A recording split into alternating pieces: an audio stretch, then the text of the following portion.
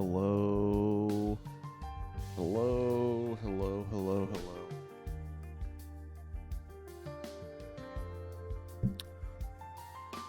I want to start off by apologizing because the sound has been acting all types of crazy this morning. The sound has been insane. The sleep hasn't been healthy.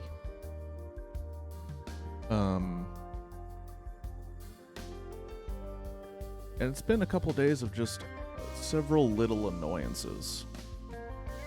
That makes sense. Just several tiny annoyances. So the sleep schedule's a little, little topsy-turvy, but I also made some purchases of some Lego materials. Some that are sets that I was hoping to build on a stream, maybe even today. And some of them that were to be a part of my keyboard, which if you do not know, my keyboard is Lego compatible. Indeed, Squirtle. My keyboard is Lego compatible, so I wanted to do, kind of wanted to reskin it every once in a while. And I came to a decision to support a small business named Citizen Brick out of Chicago. And they make custom-made Legos, a lot of Lego tiles, which is perfect for my my keyboard. And also, they make custom printed minifigures, Lego minifigures. I have a collection of theirs that are the Big Lebowski minifigures because I was like, that's just awesome and needs to be purchased. And I purchased a pack of tiles that look like the carpet pattern from the film The Shining. It was super dope, and I put them together and put it underneath a Funko Pop figure I had of Jack Torrance from The Shining. Recently, I put in another purchase for what looks like a bunch of tiles that look like rust. As if like little tiles of rust. And then just a gaggle of, like, warning signs. Figure I could just show you. Why not? We're here. Oh my gosh, really? Really, guys? Fucking come on. So, it's gonna be kind of hard. Alright. So because of the green screen, it's taken out all the yellow, but there are little signs and flags and whatnots on that side.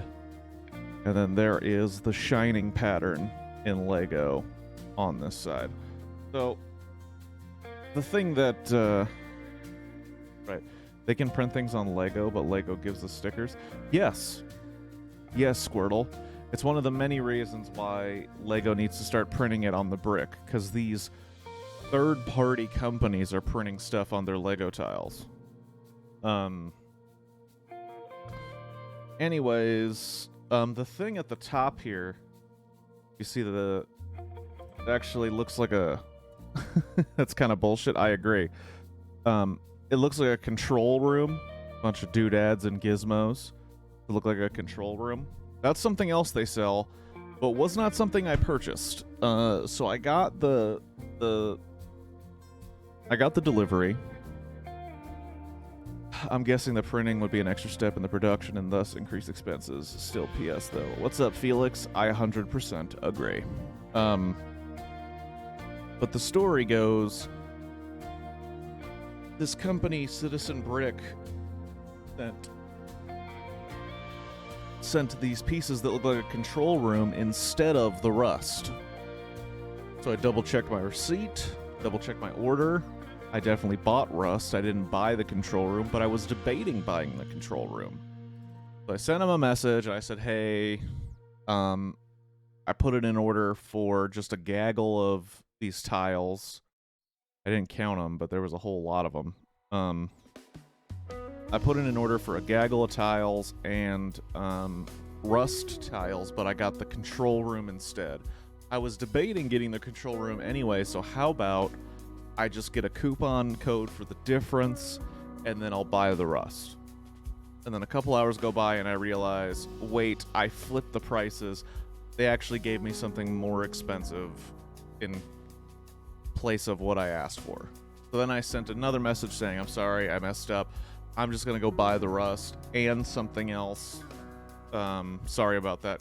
And I'm sure they're going to respond with, well, you just, got $5 on us, but I bought more shit. The main purpose of the conversation is what I wanted to do, which I will do later when the rust comes in.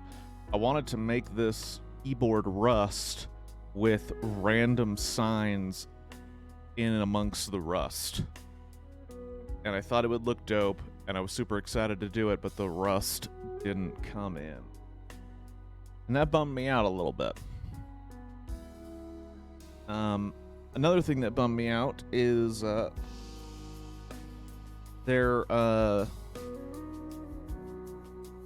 Lego released a set for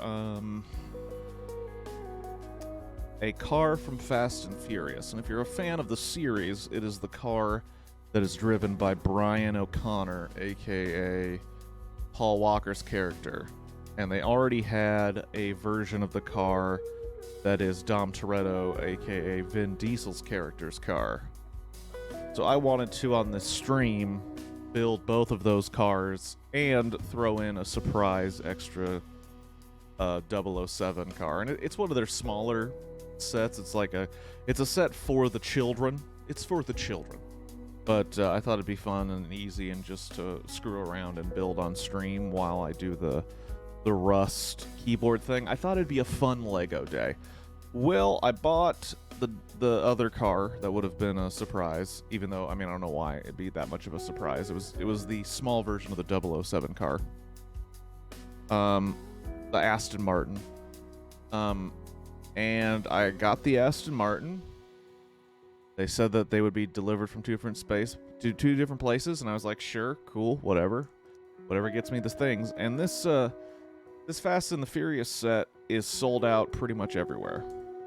I say pretty much everywhere. It's sold out on Lego.com, sold out Target, it's sold out everywhere. It's on eBay for double the price, and I'm like, well, fuck y'all.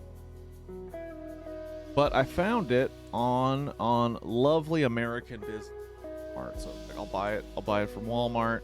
I don't usually buy shit from Walmart, but if they have it, I'll get Legos anywhere in a pinch. So bought it from Walmart. The Aston Martin comes in, no problem.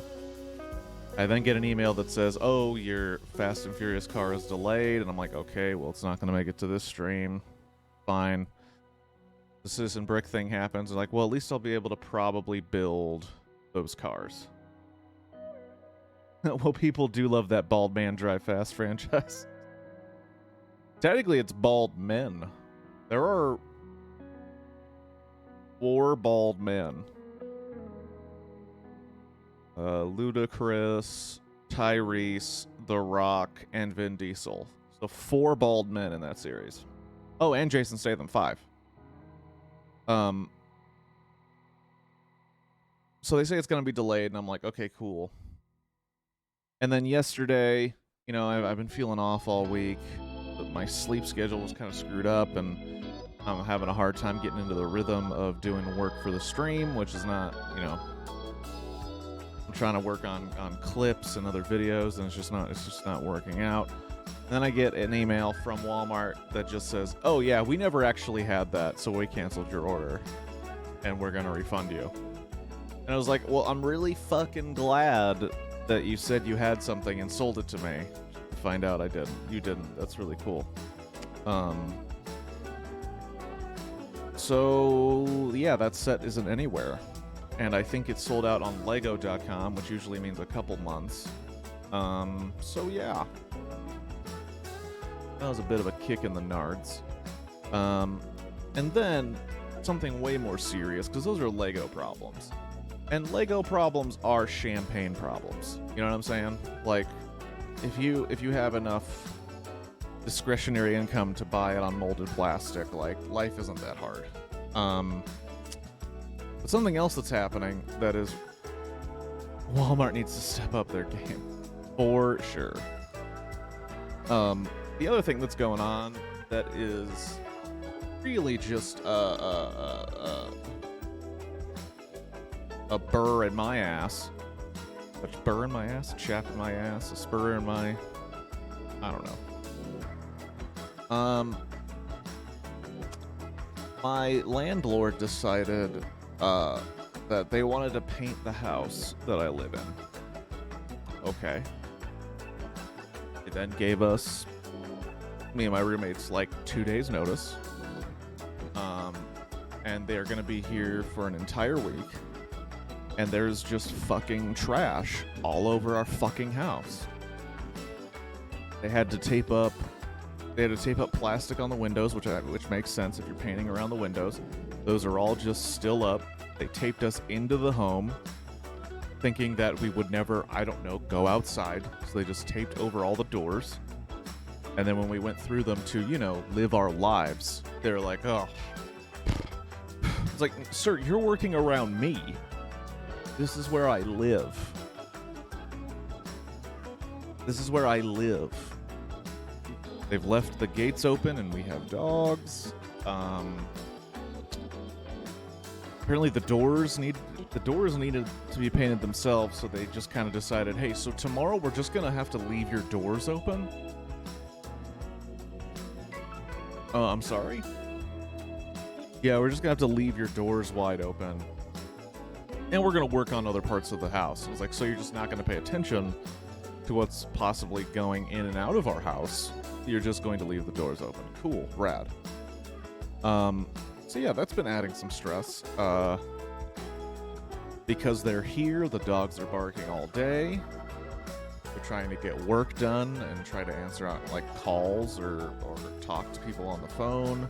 It's difficult when dogs are barking all the time, which is not the dog's fault. They didn't decide that a team of men needed to be all over the house for a week.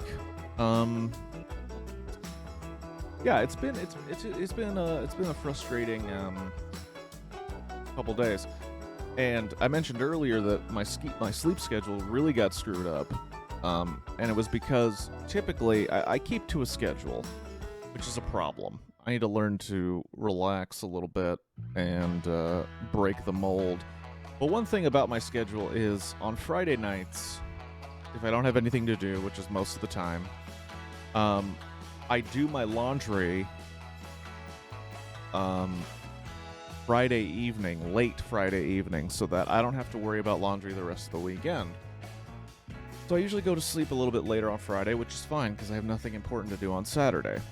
So I went to sleep Friday night a little late, but not too late, not prohibitively late to get up and get things done.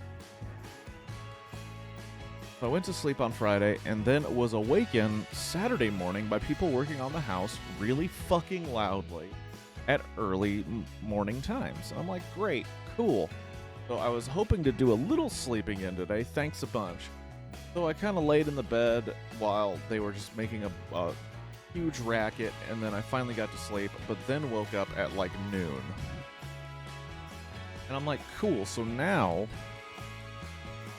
maybe a little later than noon. It's like, so now my sleep is like all fucked up because I know if I try to go to sleep early, I'm just going to stare at the ceiling. So yesterday, I was trying to like kind of, I don't know, like I because I woke up so late, I felt like, oh wow, well I don't really have a whole lot of time. Well, I did. It's weird. I was in my own head, and I was like, oh man, I wanted to be up early to take care of this. Now I don't have enough time to do this, and then I ended up basically doing nothing. Plus, I'm guessing there's that persistent smell of new paint in the air. Well, that's not as bad, but it is bad how like they put plastic over the windows, right? So if a wind comes by, which has been happening lately, it's just like batting the plastic against the window. That's way more annoying than the paint. It's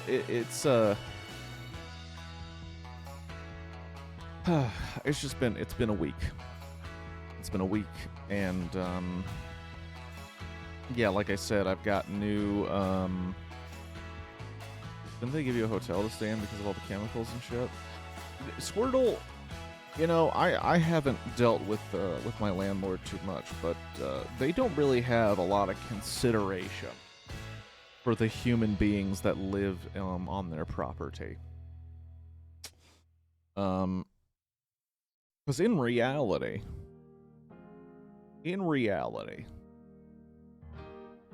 if she or he or they, if they contacted us like a month ahead of time, because you know painting a house isn't something you come up with Thursday night and you schedule it for Monday. Typically there's a scheduling involved. There's time before it starts happening. Typically, a person would go, hey, people living in these homes, I want to paint the house this time. Here's the things that like they'll be doing and what they'll need. I understand you have animals. I don't know if you want to board them and I'll cover the cost. I don't know if you want to move them somewhere else. Let's talk about it. But no, this was told, we were told this was happening about 3 days before they started. And keep in mind, we have a bunch of stuff like against the house, like accoutrement that's like against the house walls. So all that stuff needs to be moved. We have stuff right near the entrance, which we find out, oh, you're painting the door? Cool, we're gonna move that stuff away from the entrance, that nobody walking by the house is just like, huh, I could use one of those. A yoink. But yeah, all of that had to get figured out days before it was happening. And even if that happened, right? Even if slipped your mind, you told us last minute, and that's inconsiderate. But I used to work maintenance at the college I went to, and I worked under painters, worked under plumbers and electricians. I've worked under guys, carpenters, guys who were there to fix shit on buildings. One of the most important rules, you clean up and you keep your shit clean. Especially if someone fucking lives there. Because that is their home. You're doing work on their home. So you take time at the end of whatever you're doing.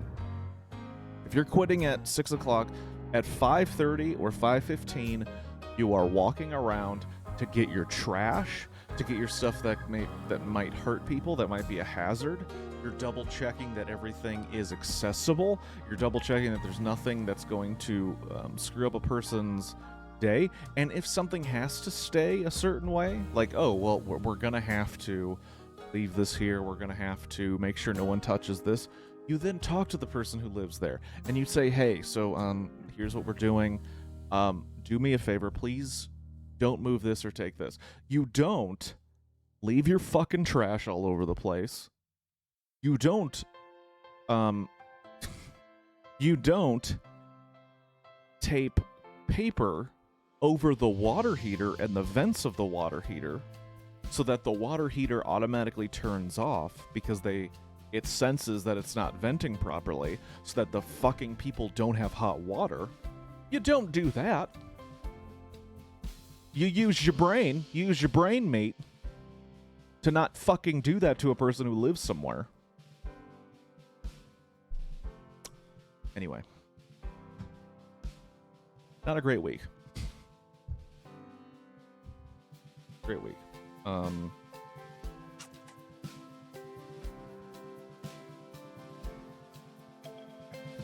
Anyways.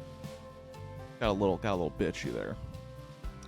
got a little bit bitchy, and that's not charismatic. Not fun. It's the truth. It's the cold hard truth. But yeah, dude, I don't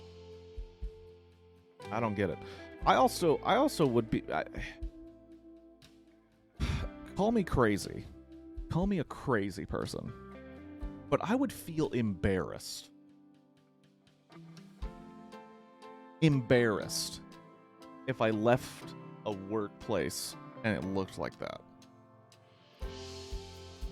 I would spend an extra, like, well, I really like clocking out when I'm supposed to, but I would spend like an extra 10 minutes to be like, okay, well, let's look around. Let's at least pick up the trash out of the planters and the grass. Let's at least pick up our trash.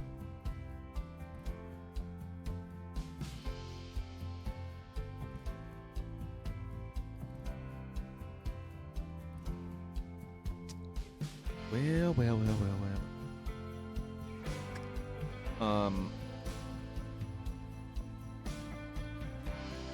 Some landlords can be like that. My decided to come into our house that they want and do stuff to the house. Well, it's weird. Like, we have a very hands-off landlord, but that cuts both ways. Some people don't do the whole pride in their work and personal standards thing. 100%. Like, 100%. And we have, like, our landlord is really hands-off, which is cool because, like, because a landlord can be like a boss. Like, where are you driving by, like, micromanaging every little thing? Or are you like kind of step back and like, okay, well, that's a problem, I'll get it taken care of, and you know. But when you have a landlord that's really hands off, you then get someone who's not interested in actually helping you when you have problems. Luckily, one of my roommates and I, we have some basic like super base level experience fixing little things here and there. So it's like, okay, we'll handle light bulbs. We can handle light bulbs. We can handle smoke detectors. We can handle batteries. We can handle like really, really simple electrical work. Like, we don't need to bother her for that shit. But because they are so hands off, you do have moments where you're like, hey, I mean, gotta think of an example. Like, hey, there's been no hot water for like a week. Okay, I'll send my guy. And then the guy gets here. I've never seen a water heater like this. Cool, so are you gonna like try and fix it? I don't know what to do. Okay, well, you got the wrong fucking guy then.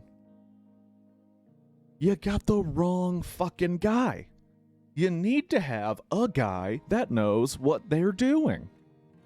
That's kind of how maintenance works. If you have a clog in your plumbing, you don't send an electrician. And when you have a problem with your locks, you don't send a plumber. It's kind of like basic shit. It's kind of basic. And if you're planning to do something with your property, which I completely understand, that I've agreed to paying you money to live in. If you have things you want to do, okay, I understand. Let me know farther than 3 days ahead of time.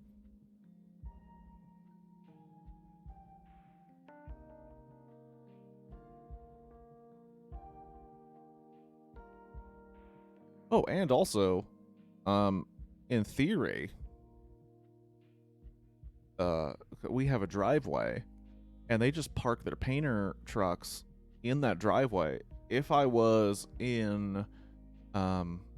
parked down the driveway, I just can't leave for the day. Just can't leave. Can't leave. It's just a fucking shit show, man. Fucking shit show. And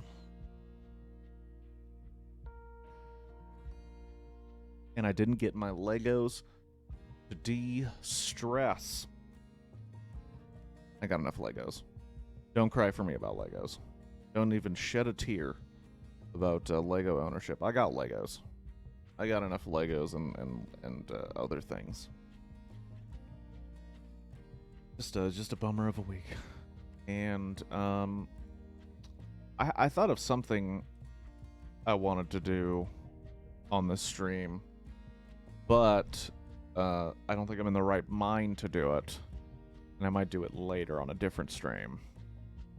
In this beginning bit, not in the stream itself. In this beginning fake sermon bit, I wanted to do something very specific, but I don't think it'll work.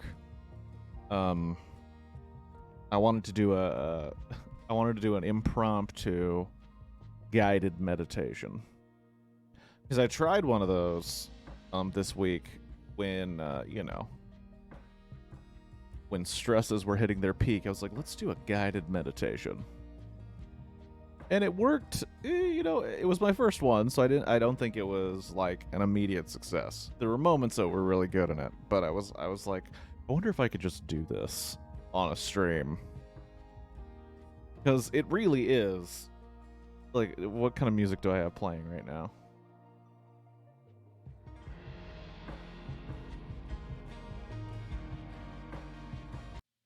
Start it over.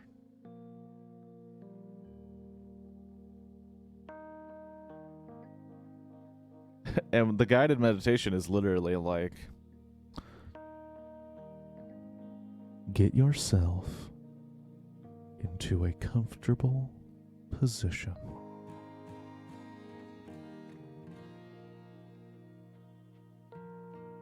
Make sure to find a position where all of your muscles are at rest.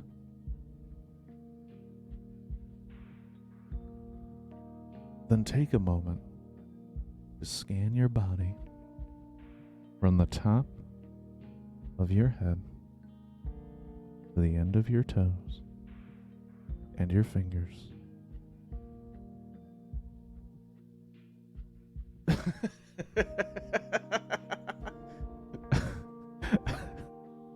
I don't know why it was very funny to read I got Lego erasers the other day, if that's cool, in the middle of guided meditation. It is pretty cool. It's pretty cool.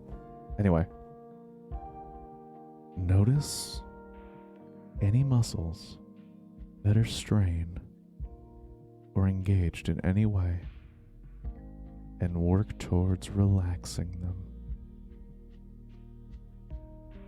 And when you find yourself in a completely relaxed state, close your eyes and listen to the soft music.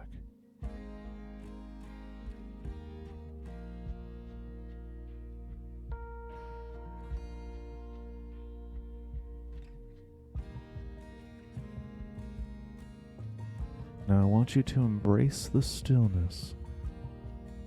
I want you to let fleeting thoughts wash away. So it is just you and your body. I want you to think of yourself as an outside observer to your body. Just look at yourself. Don't think about the day, things that need to be done, things that haven't been done, things that are frustrating or annoying. I want you to imagine only stillness. Shit like that. I think that'd be fun. But, like I said, I'm not in the headspace. Because I wanted to go from that to think of a time where you've been wronged. Now imagine grabbing that person's head like a 5th grade bully. When I go to Disney in a while, I'm going to see if I can make you as a minifigure. Squirtle, that is appreciated. I thank you so much. Do they do that at the Disney Lego store? I know that making your own minifigures is a thing at Lego stores, but I don't know if the Disney one... I mean, I'm sure they do. I mean, if any Lego store has all of the business, it's going to be the Disneyland Lego store. Sorry, Downtown Disney Lego store. It's not officially in Disneyland.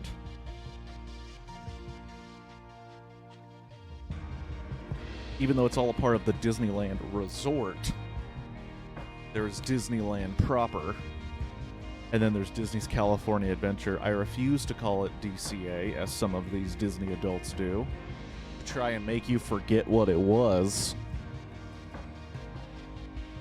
I'm not going to let you forget, Disney adults. Disney's California Adventure. It was a failed experiment until they just injected Pixar and booze. DCA, Disney's California Adventure.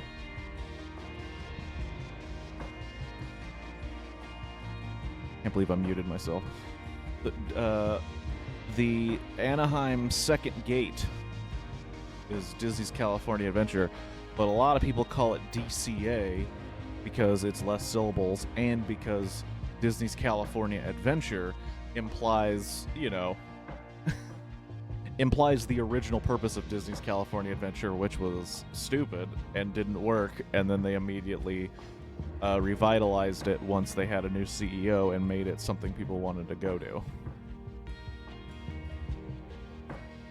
Which is a hilarious story. Disney's California Adventure is a hilarious series of screw-ups into an entire theme park. Oh, DCA. Anyway, how about some Ghost of Tsushima? Why not? We're here. We're here. We got the game. We might as well play it. Ghost of Tsushima. Oh, I muted the Elgato. That's not going to be... Alright, that's right. I look like a... Oh, that's what... Taka died. That's right. I think I only like the Avengers Campus and the food California Adventure. I remember, and this isn't an attempt at a... Okay, so that's the... This is the fox that always disappears in the long grass. So let's see if I can keep up with this thing. First off, stop going so fucking fast. Alright, alright, alright. Okay, so he goes down that way.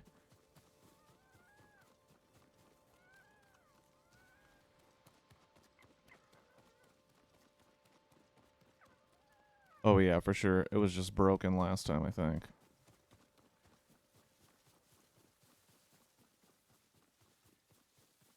Oh boy.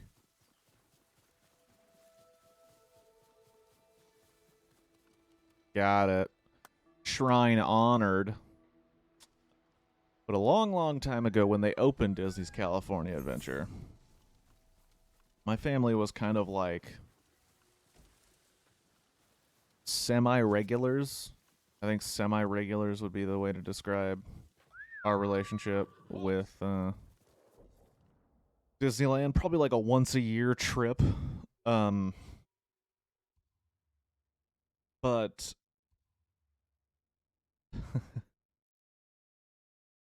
but basically, they were going to open, back in my day, Kirk story. You know, guys...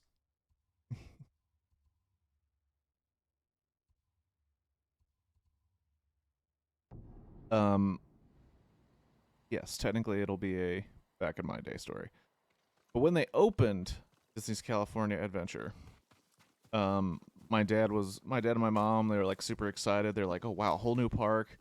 We got to go check it out. We got to see what's up." And we got tickets and we went. And I remember very, very specifically, my dad got this like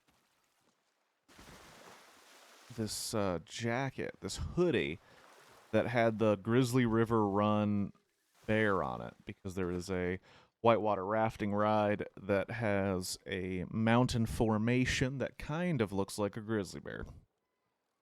Well, um, we got in and we walked through the entire park, and then we left. And then I remember we all had this like feeling of like that. There's not enough stuff in there. Like Disneyland, you're fighting. Well, you're fighting to just get everything done that you want to do. Like, um, it really felt like Disney's California Adventure. You're just like, whatever. Here's the 5 things you do. You can do these other things that are mostly just annoying, and then you can leave and try and get into Disneyland. And I believe that was the quote my dad had, which was like, they really need to get more stuff in there if they want that place to be successful. And I was like, well, you know, sure, Disney's got something up their sleeve, and they did. It was called firing Michael Eisner.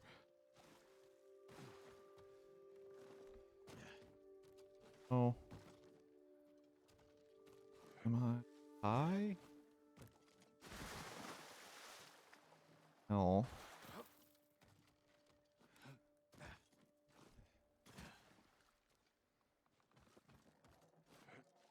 Gotta be a way into this fucking shrine.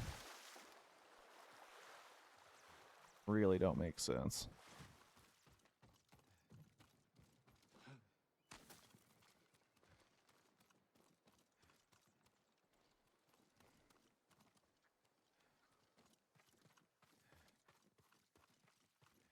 Okay. So I'm just gonna look this up because it's really fucking annoying. What stupid shrine is this? Scarlet Rock Shrine. In the age of the internet, you're never stuck.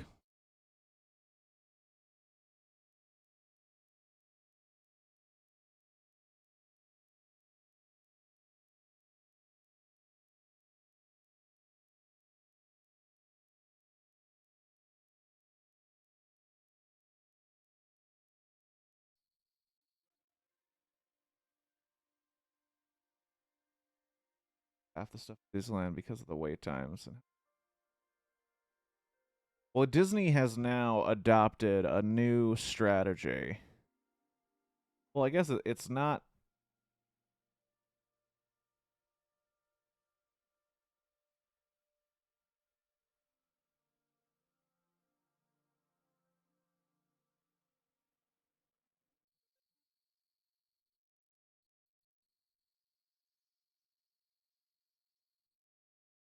Um, their strategy now is just admit that there's so much to do, you need several days, and then sell packages, hopefully where you're in one of their hotels. So you're spending money literally every minute that you're in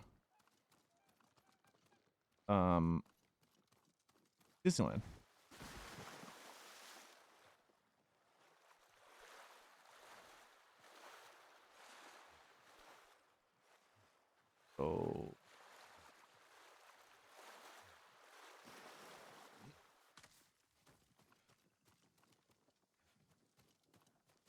So there we go. Now we're gonna get. Yeah, it's just admit that you don't have enough time to do it all. And now, thanks to that virtual queue nonsense, now you really have to go more than once because you literally can't get into things.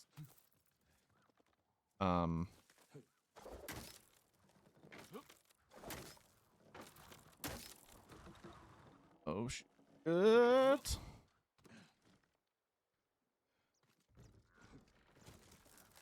Um, Because, yeah, I mean, Squirtle, when's the last time you've been to the D land? The land of D. Of course, it's Disneyland and nothing else. Heads out of the gutter.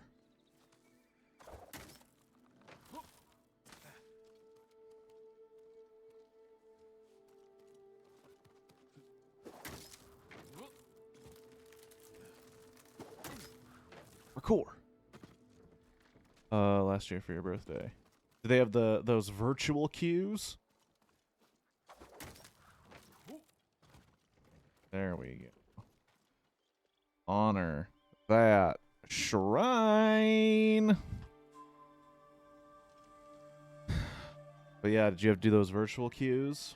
Or Rise of the Resistance? Or web shooters? Which both were dope. I'm not gonna sit there and be like, it's not even worth it. No, they were pretty dope. Pretty dope rides. Oh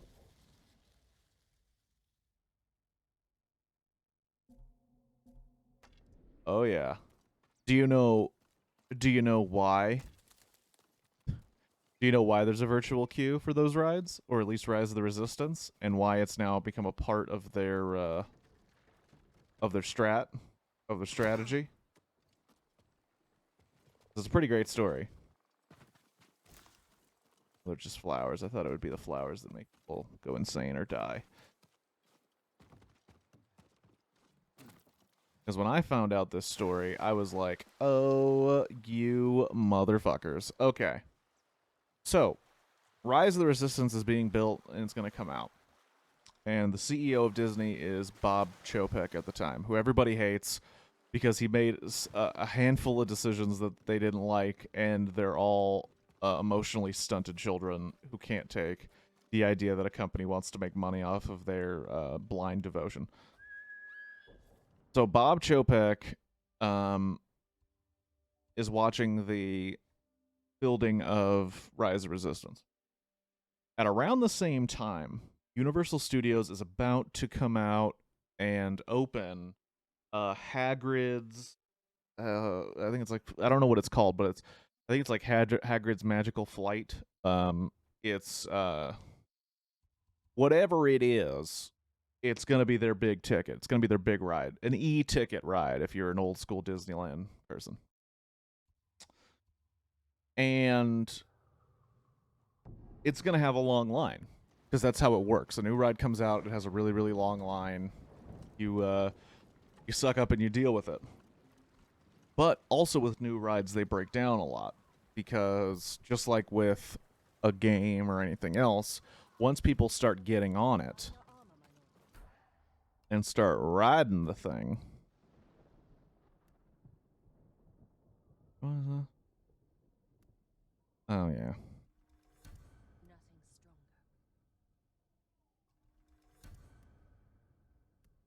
Damn silk. You need more to make these improvements. Damn silk.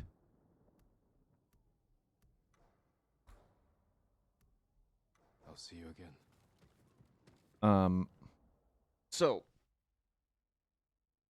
this Hagrid ride comes out, and because of maintenance and because of its popularity, it has a 5-hour wait time.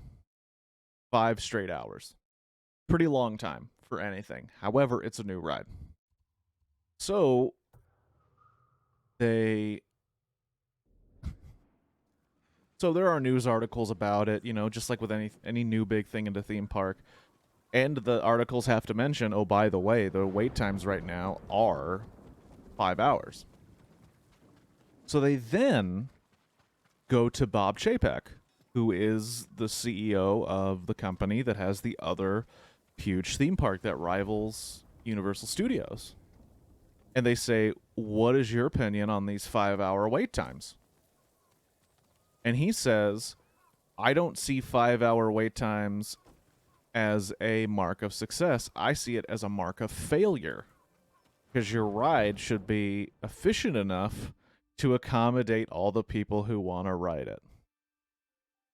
And after he said that quote, he got a call from the people running the numbers on Rise of Resistance. And they said, "Hey, numbnuts, are you aware? Are you aware that this Star Wars ride that we're building has an estimated wait time of about, I believe, 5.5 hours because of how the ride works and the fact that everybody and their fucking mom is going to want to ride this thing?" And it was then it turned into panic mode because it's like, well, what do we do? We just had the head honcho say in an interview, um, this very thing is a sign of failure. So we literally can't do that. So what do we do? And then I guess they've been kicking around the idea of a virtual queue and thought about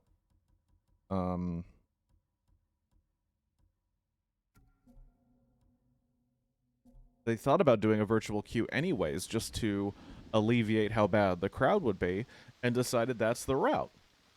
So the reason you have to get up early and go to the app and frantically click and hope you are one of the few lucky people to get it is because the CEO of the company was talking shit about a different theme park. And supposedly it was possibly going to happen no matter what, but there was also the decent possibility that they wouldn't do that and just accept the wait times. Because if you go into that ride, if you go into Rise of Resistance, if you go into Web Shooters, the other one that uses a virtual queue, or if you go into the new ride that they just came out with, Mickey Minnie's Runaway Railway, which, you know, you can go on right now if you're an influencer to boost their fucking ticket sales.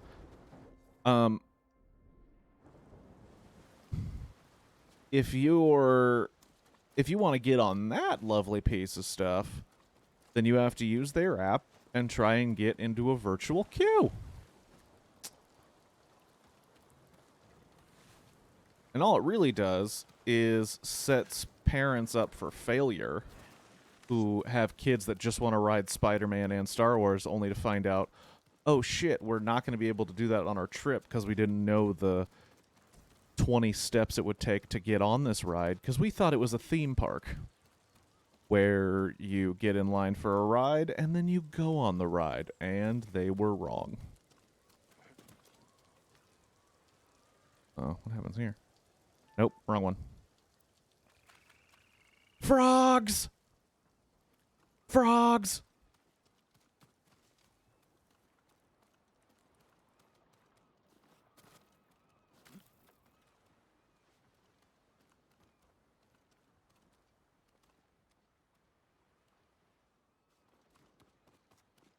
Oh yeah, that's why. You don't need that virtual pass anymore, luckily, for Spider-Man.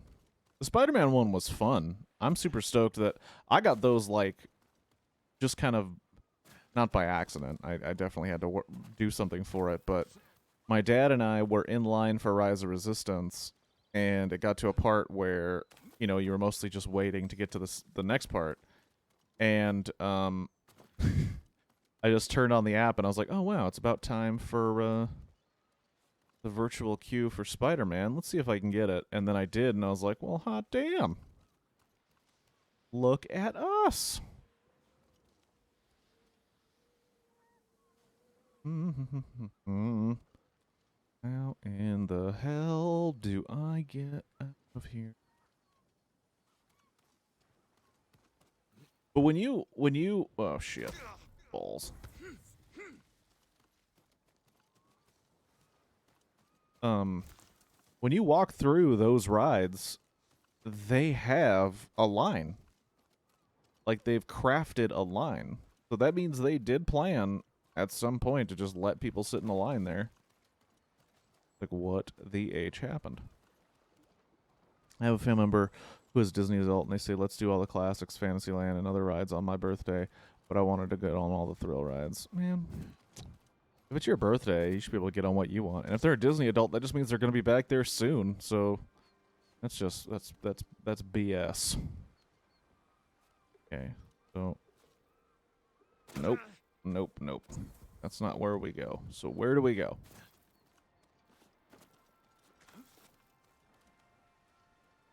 It's safe to say we didn't take them anymore with us.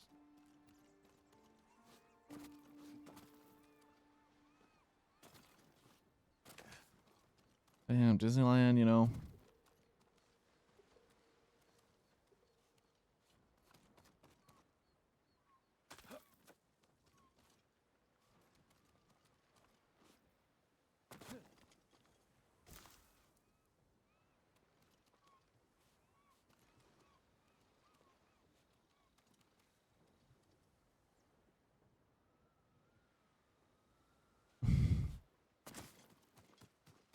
As is tradition. You gotta get on Space Mountain. Space Mountain is one of the few actual thrill rides at Disneyland. It's still not that intense. But it is like the closest you're gonna get to a like thrill ride, like a intense roller coaster at Disneyland. I enjoy it because I'm what most people call a big ol' wuss when it comes to roller coasters. I don't like the big roller coasters. They scare me, you know what I'm saying? But oh my gosh.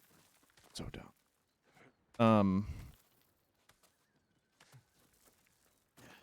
But with that said, I really enjoy Space Mountain, and my favorite though is Big Thunder Mountain.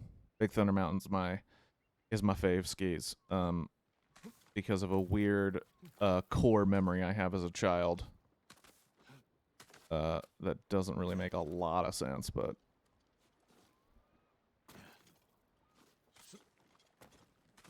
100% sure we're right.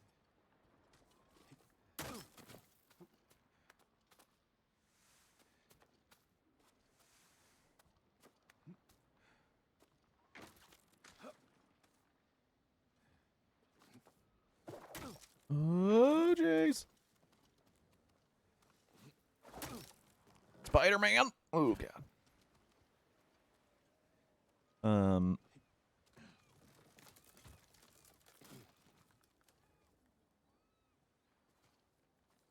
Yeah, like I remember Knott's Berry Farm. Like I was super duper not down for the Knott's Berry Farm rides, but I really dug Jaguar at Knott's Berry Farm because it doesn't really go anywhere. It's kind of just like an easy coasting through a lot of the park. I was like, oh, I enjoy this. This is super fun. This is easy. But yeah. Space Mountain is just fast. I was forced to get on Ghost Rider when I was 6. Oh yeah, I went on Ghost Rider with my dad. I went there with my whole family, my older brother, my mom and dad, and my brother had some friends that also went. So he kind of was like, "Oh, I'll hang out for a bit, and then I'm gonna hang out with my friends." My parents are like, "Okay." So, so The samurai are here.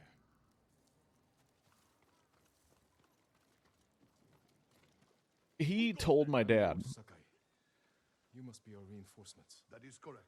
I am Lord Sadamane Oga. He told my dad straight up. He's like, Welcome to Tsushima. Thank you, Lord Sakai. "Don't take Kirk on Ghost Rider. He's gonna hate it." And my dad's like, "He'll be fine." And I was like, "I'll be fine. It's a wooden roller coaster. How bad could it be? It's made of wood." Rally your men. Yeah, I was wrong. Someone first. I was so incredibly wrong. Then we'll ride to meet your uncle together.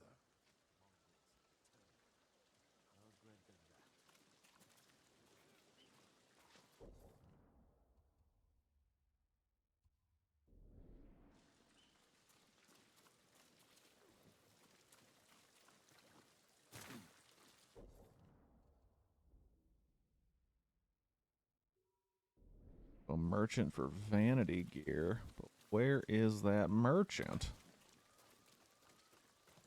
Tighten the dows. Every last one.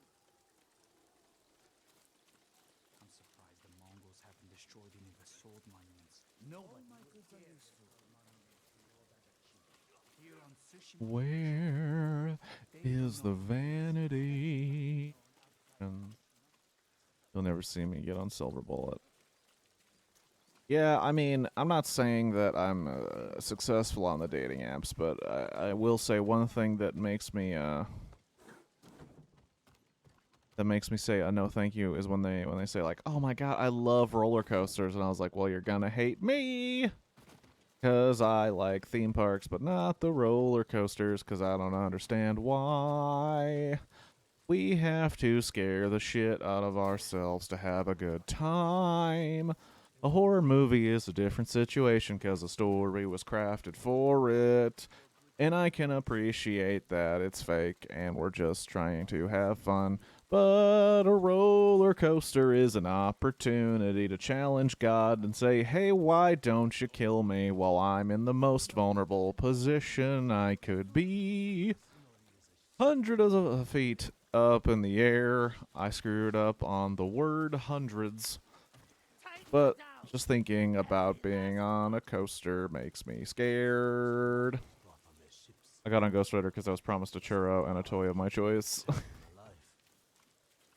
Oh, man.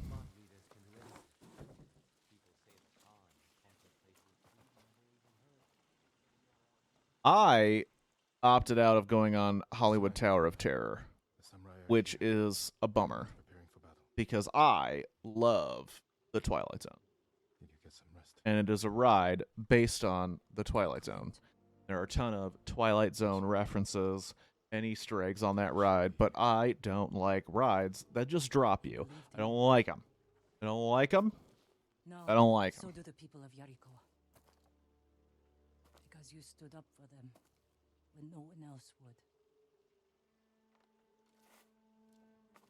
They're risking their lives for the ghost.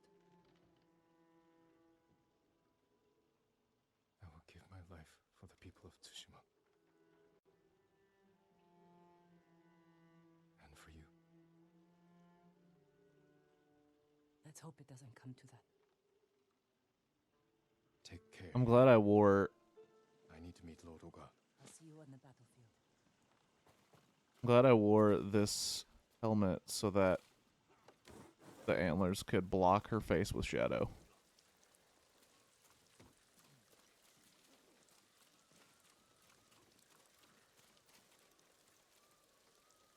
Yeah, it's a real bummer just because I love the Twilight Zone Tower of Terror. The concept. 'Cause I just love me some Twilight Zone. I see you're hard at work. Someone's got to make sure the battering ram's ready for battle. This thing falls apart. There's no way we're breaking into your uncle's castle. If only we'd had one to breach Azamo Bay. You didn't like hiding in my car? I didn't like reeking of sake. You not told me. I also, like, I enjoy, because I think I mentioned on this stream a lot, probably, because I mentioned like 12 things and just cycle through. But Defunct Land is just such a fun YouTube series where a guy does video essays about, his name's Kevin Perger.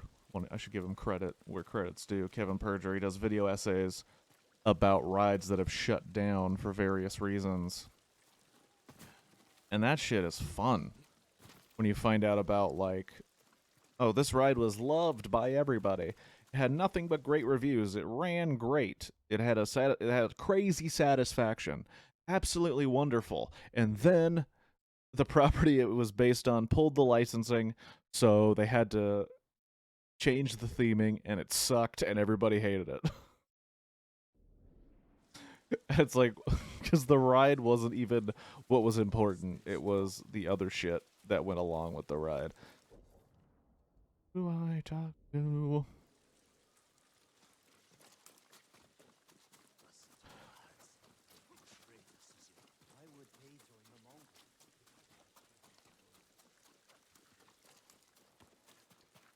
There's no way he did it alone. Speak to her. Jin, I didn't know Jin. you returned. Try to get me on the Incredicoaster, and I said I'll catch up to them. Go buy a hat, so The Yeti I just went to buy peasants myself are a chair. hardier than they look. Incredicoaster's pretty dope. More stubborn than you? It's like Not a chance. A week ago, they would have spit. it's right on that Sucker bubble for me. and I don't run. like getting on it, but I But after can. what you did in Yetikawa, they're here because of you. Then I won't disappoint them.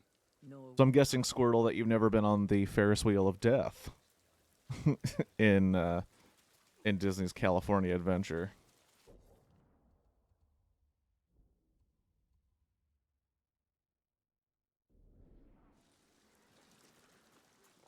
Lord Sakai, Let's roll, brother. Lord Oga, where's my uncle? waiting for you atop the hill. That Ferris wheel is a no thank you, brother. The company. No thank you. Not gonna do it. Hold on, before I start this long tail.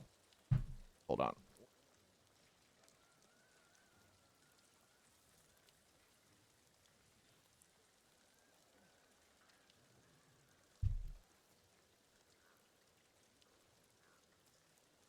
It's worse than I imagined. I just realized I didn't have my water on the desk. Man, I'm gonna have to do this long tail. We'd better not keep the Khan waiting. Splendid. I literally don't have much else to do.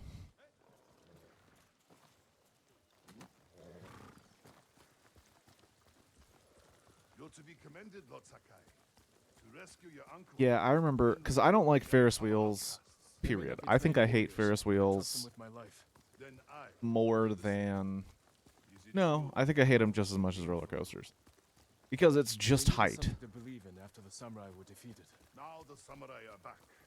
It's time we put these folktales to bed and re-establish the shogun's law. It's time we save this island and the people who call it home. Politics can wait until the Khan is dead. Of course, Lord Sakai. But yeah, I remember seeing those, Nephew has arrived. Jin, up here. hold on. Hold on.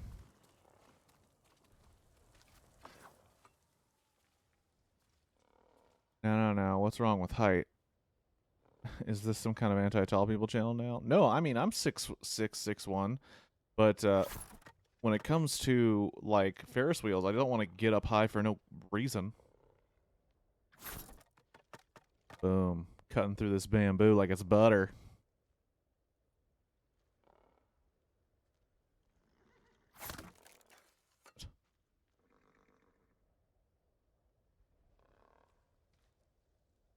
Incredicoaster is a little bit like Jaguar. It's not as intense as, like, a real deal roller coaster.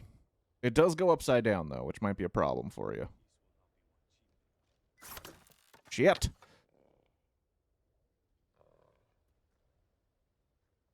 Shit, that was not even right. That was not even... There we go. There we go. Boom. Bamboo strikes. Sorry, had to get my bamboo strikes in.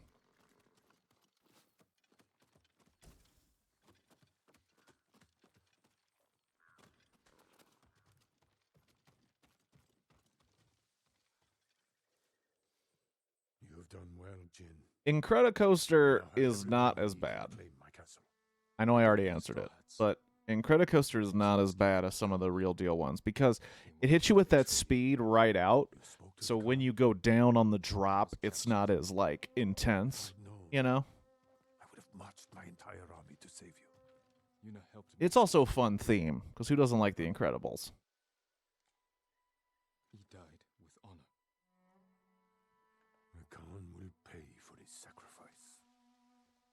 And for all you've endured.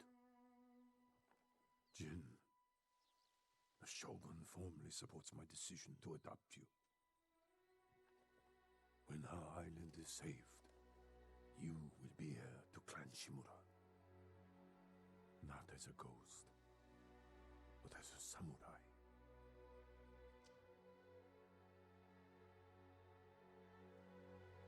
disappoint you, Uncle. Today we ride into battle By the way, as Sakai and Shimura. about the uncle's like, I'm going to adopt you. Tomorrow You're gonna we be celebrate victory my son. as It's like, well, I do a father lot of things you don't and like. son. If heights are your thing, it's pretty high. Samurai pride themselves on their honor code, but it also makes them rigid, predictable, easy to break. Ghost has no limits. This makes him dangerous.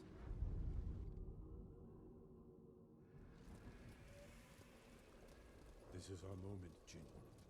The fate of our island hangs on this battle. We will take the Khan's head. Together. And personally deliver it to the Shogun. Warriors of Tsushima!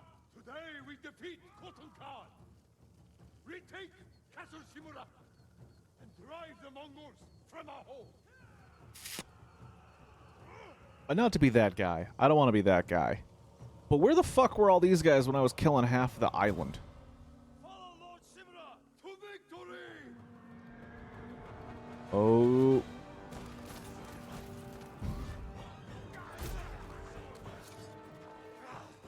Kill them all! Don't back down! Fight!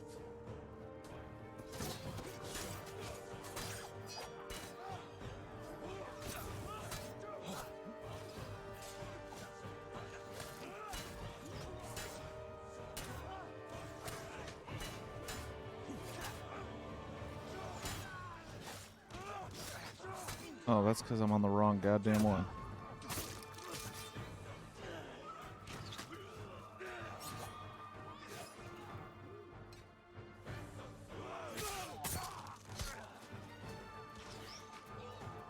This is for my sons! For Tsushima!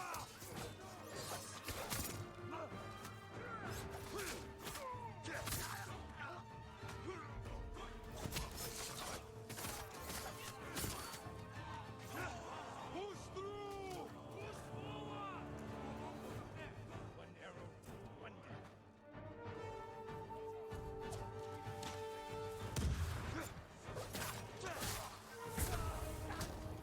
That makes it all.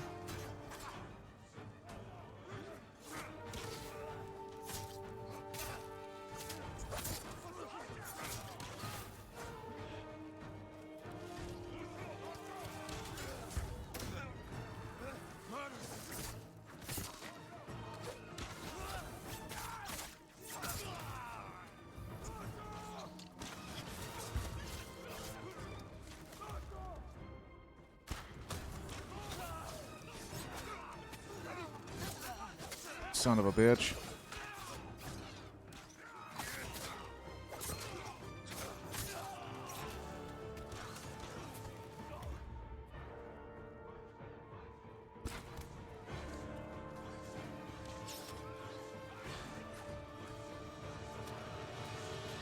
Everyone to the gates!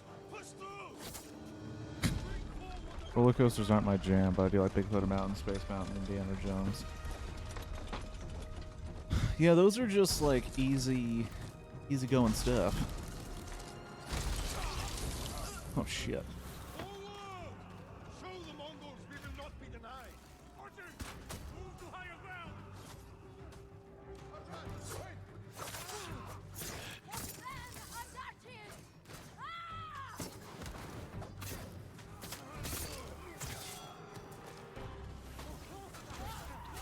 Keep swinging, Norio.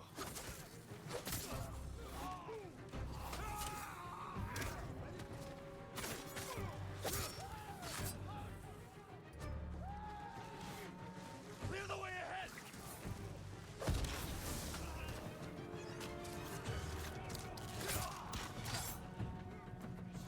Going. You are a dead man.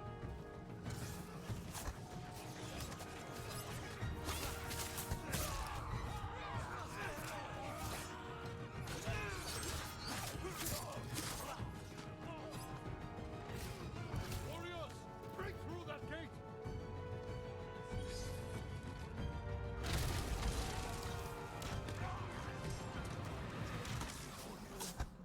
Kirk,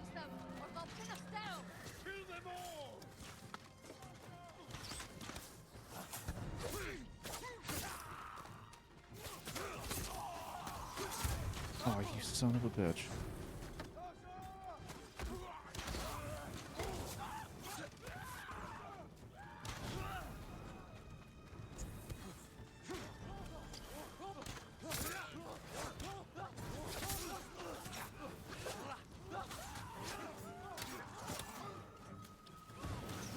Send them to their ancestors.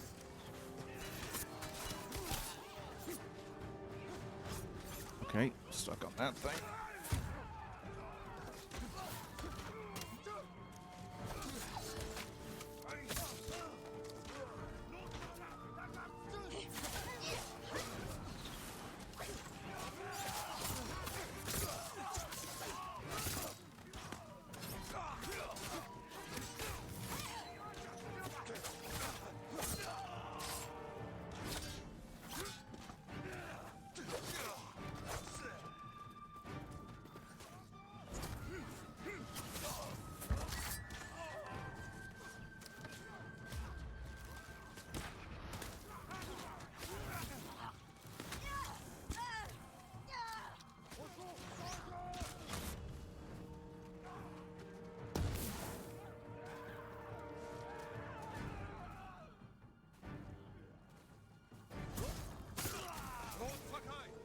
Scout the path ahead.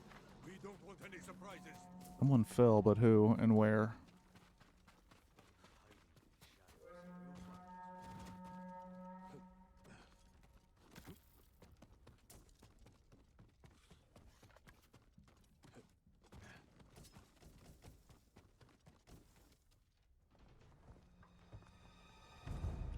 Oh shit, look at this. Run home, Japanese dogs. This gate will not open for you.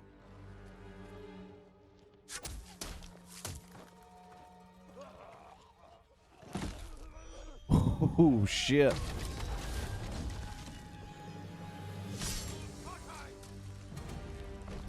Run, cowards! Holy crap. What are you doing? Clearing the way. Not like that. Never like that.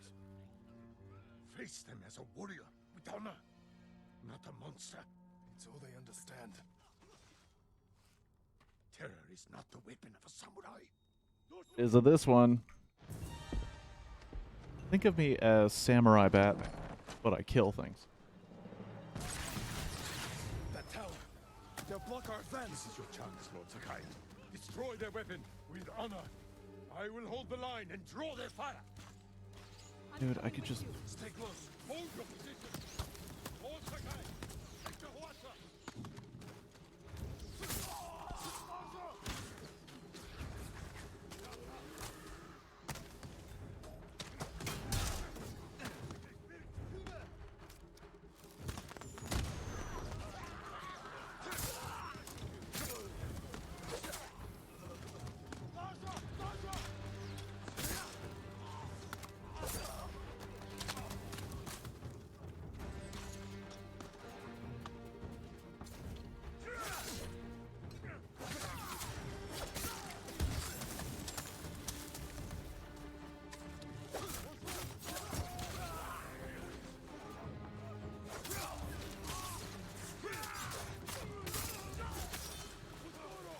Yeah, that makes no sense. The Splash Mountain thing, it also helps that I was never a fan of the Splash Mountain.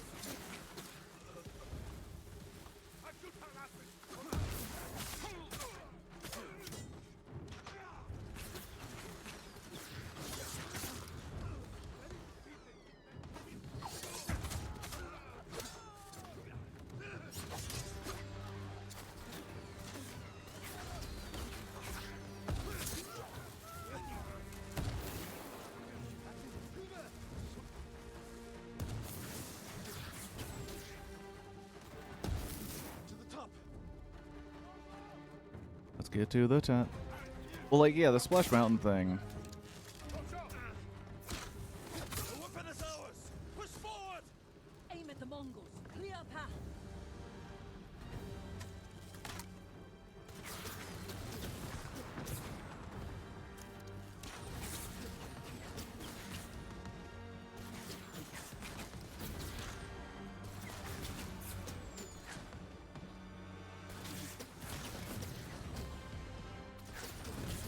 This is basically just a white phosphorus in feudal Japan.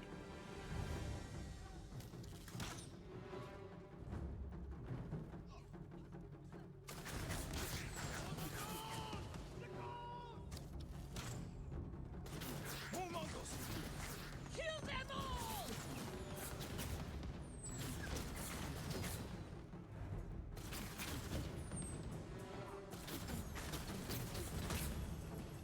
More Mongols from the top onto the bridge. I see them.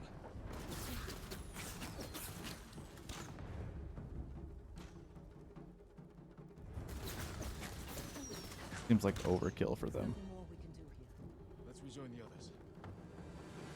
Never been a person to enjoy water rides. Well, I remember Right to terrorize the Mongols. DCA has Make him understand. Grizzly River Run, which is You're the only reason we've made it this far, and everyone knows it. We still have a long way to go.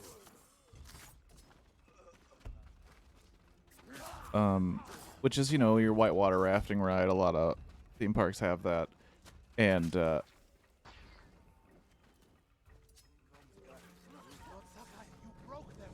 is losing ground. Mongols up there! Watch your back, No mercy for the Mongols. Send them back to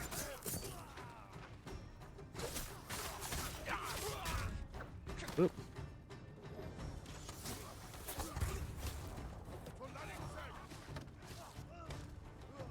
Oh, he's already got them. Oh, jeez.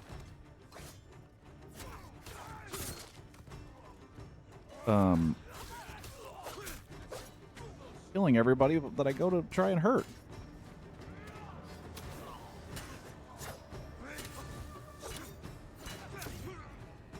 You're clear! Move forward! Reform! Ooh, I got his arm. Cut his arm off. We must reach the bridge! One thing we did on Grizzly River Run, we went with some homies. It was a really cold night, and nobody was on it. And I kept challenging my buddy, Rick, who's sometimes on here as the Rickzilla. I was like, you want to do it? Are you too scared? Are you scared? And then we just kept doing that, and we were getting more and more soaked because nobody was on it. And everybody thought we were crazy, and we were. But I don't remember getting sick that night. So.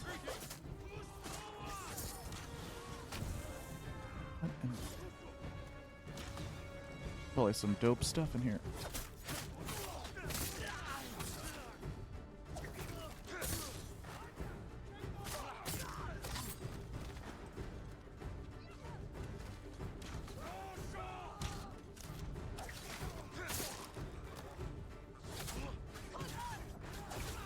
Almost to the Khan! All that remains is to take the bridge, and then to keep beyond it. Warriors, break through that gate! Lord Sakai! We will fire on them from above! Yuna! We need your bow! Right behind you. Covered in mud. I'm like a mud monster. I'm cool with water rides if it's a hot day, and I really don't worry about like water in my socks. I just hate Splash Mountain because it's like there's nothing to it.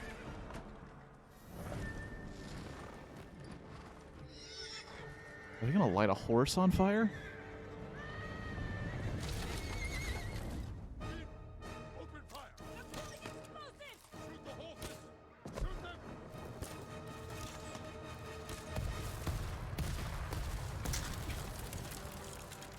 They destroyed the bridge, didn't they?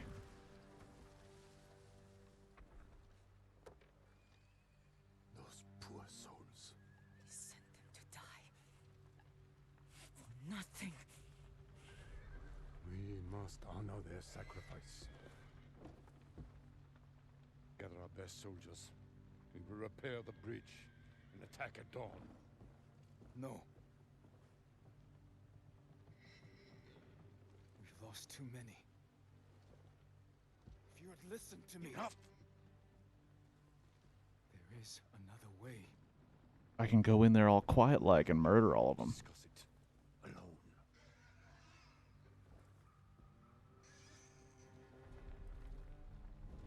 Sorry, my uncle's being a dick.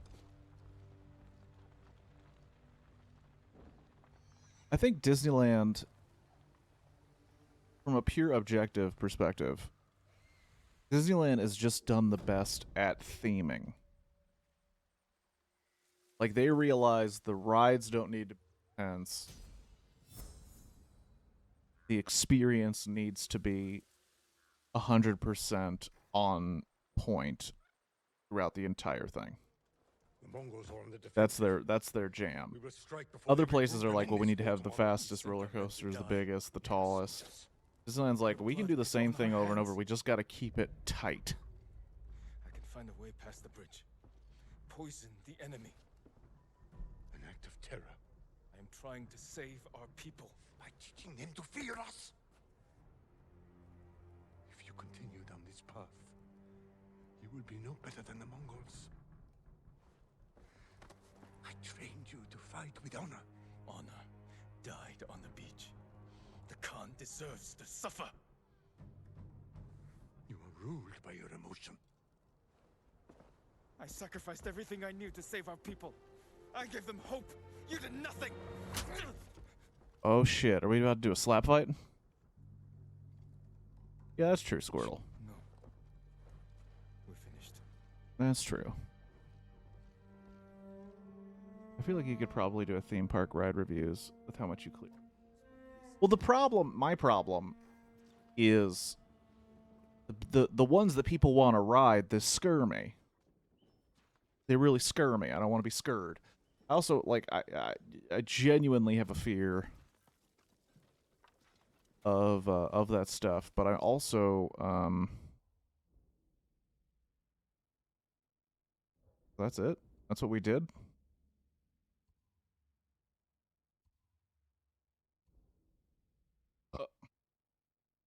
I think it'd be fun to review entire parks for sure. But I do think I was a little spoiled being in Southern California because the Disneyland kind of sets the standard and everybody else tries to kind of emulate it. Lady Masako, you survived. Many weren't so fortunate. I wasn't there when my sons died, but I'm doing what I can to ease these boys into the next life. But yeah, dude, like Shimura wants to researching stuff from like If there's another researching, strategy, watching one YouTube that videos saves someone's children, from defunct land and just like do what you seeing need. the You'll have my the support. the mindset that goes into people that run theme parks is crazy. Again. Keep practicing.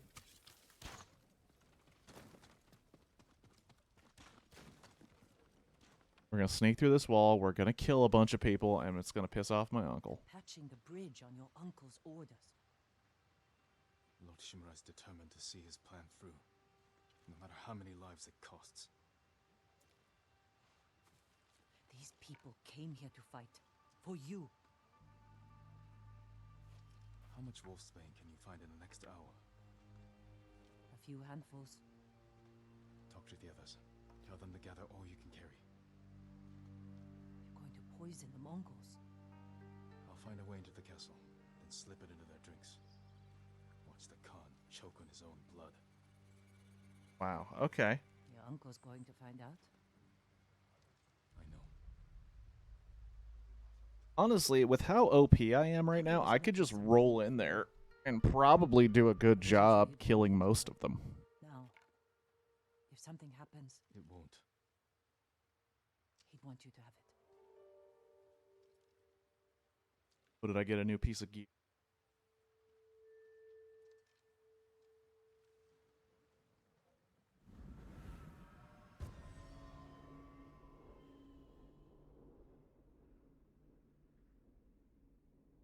Growing up in Southern California, people are just like, "Oh my God, you live near Disney," and it's like, "Yeah, it's there." This is all the wolfsbane we found. Well, it is weird. Like we are 100% spoiled, Squirtle, by it being so close. Because there are so many times where I forget that it's a worldwide destination. Son of a bitch. God damn it. God damn it. And I gotta get silk. Son of a bitch.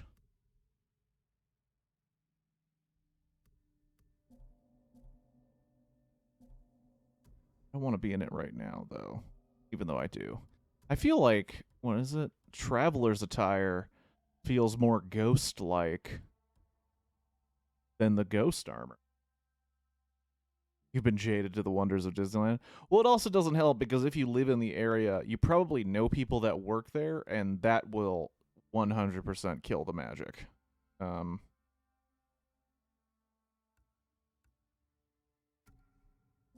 going to keep that one, but what I'm going to do, I'm going to take off...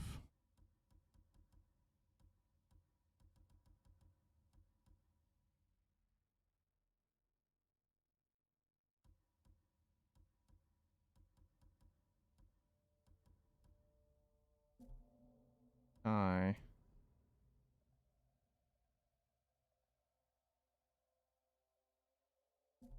That'll work.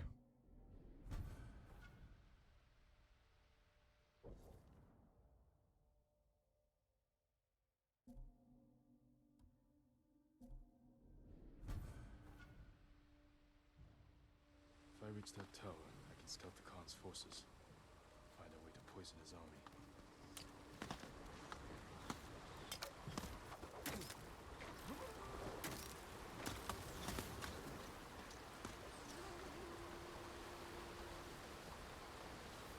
Oh my gosh, is that too far? That feels way too far. Ah, shit. Oh, God.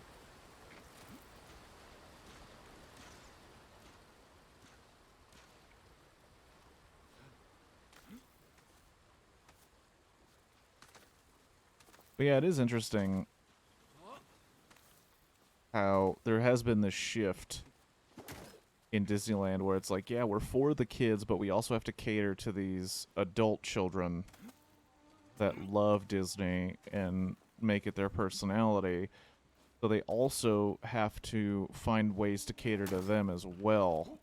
And it creates this fun dichotomy of like families that just want to get their vacation with their family.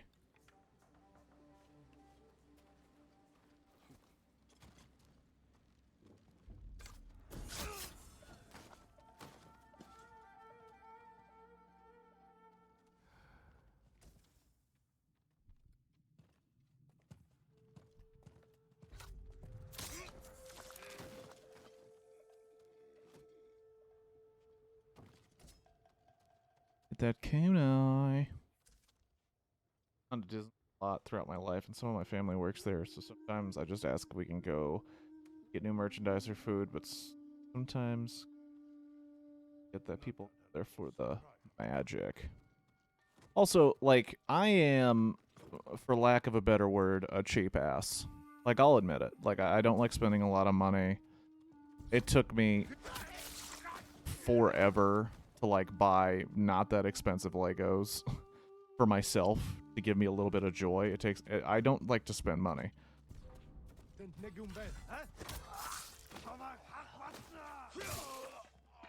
But, Tower's clear. Now look for a way to poison all of them. But, like, looking at Disney merch, every time I do, I look at that shit, and I'm like, nah, dog. Ain't no way. The garden path. Light defenses. Plenty of cover. Did he say light defenses? It seems like there's a lot of fucking people there. A straw hat. Ryuzo. Of course he's here. They're preparing a feast. I can poison the Khan's fermented milk. Let his army drink the arag, then kill any survivors. Fortified Legos and Marvel shit. explosives. And I will admit, like, I've only been to, what is it, Batuu or Galaxy's Edge or whatever. I've only been there once, and it's pretty cool. Like, it's pretty cool if, you know, Star Wars is your thing. But I kind of got out of that Star Wars game.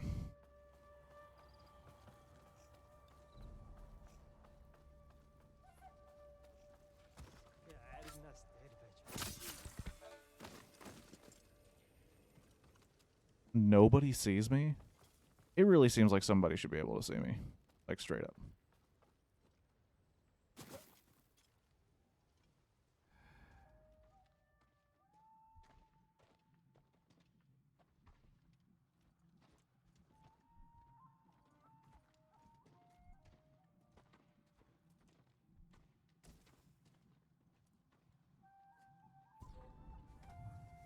how to reach their feast and poison their drinks.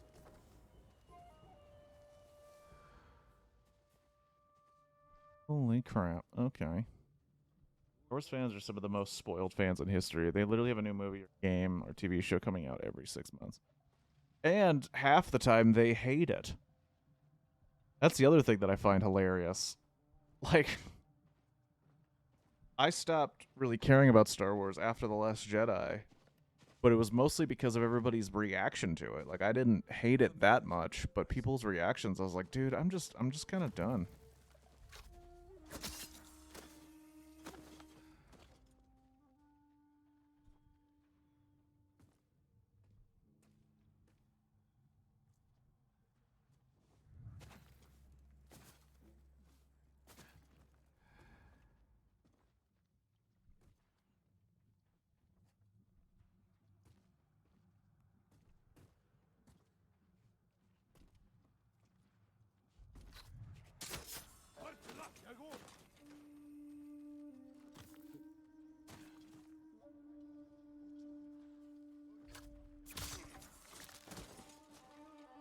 As a Marvel fan, we were spoiled as hell, but our favorite characters always get killed off one way or another. Well, yeah, dude, they can't,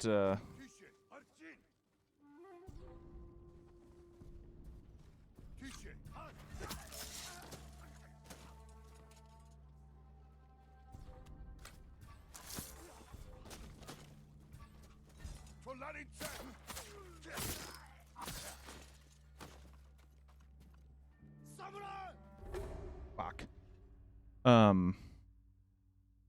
They can't let their contracts get too high, because then they don't make enough money off of them. And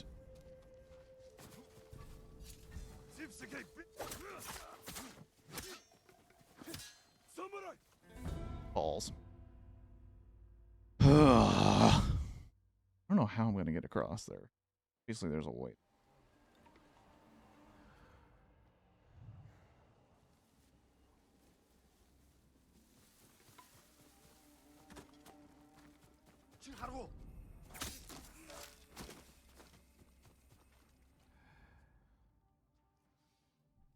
Oh, not even see.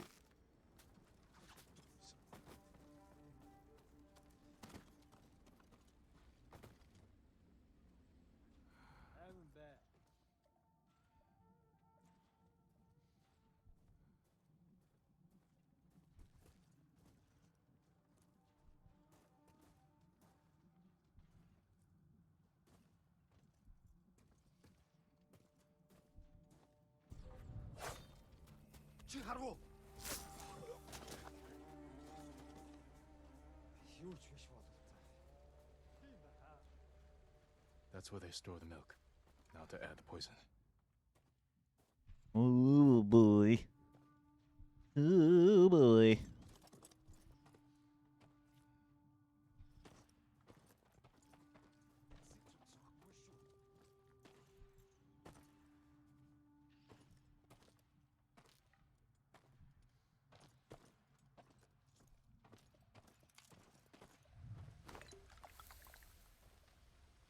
Poison.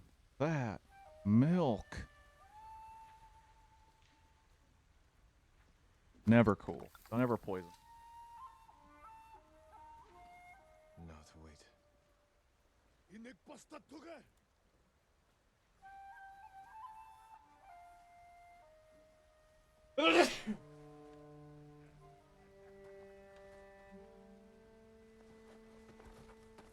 I mean, was it an option to just give him, like, really bad diarrhea? Or just stomach pain? Like, would that be as annoying or wrong to my uncle dad?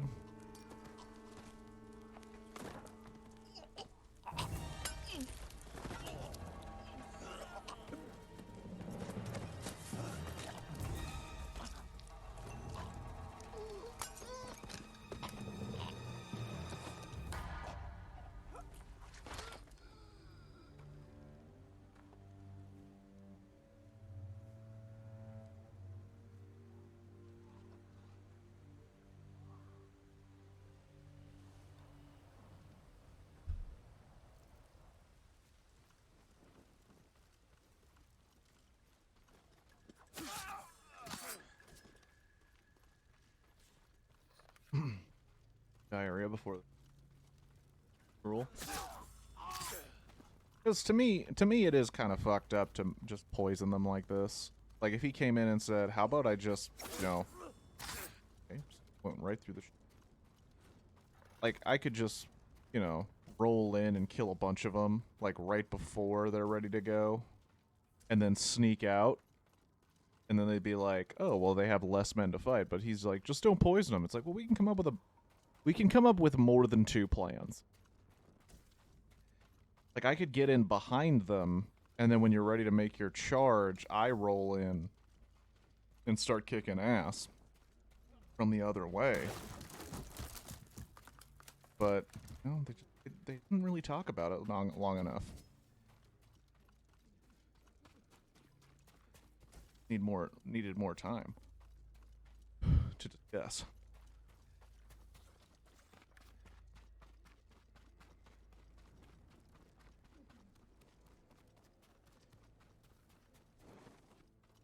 And the Khan was right. Like, I'm dangerous. You don't know what I'm about to do.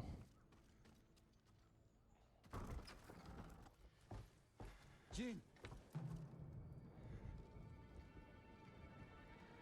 Where's the Khan? He rode north. Made me stay behind to collect the ghost's head. Oh, so you're about to die. Cool. Then come claim it.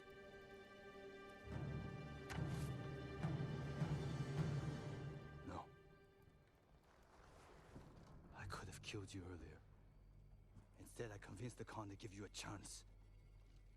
He murdered Taka. And you slaughtered my men. I've lost everything.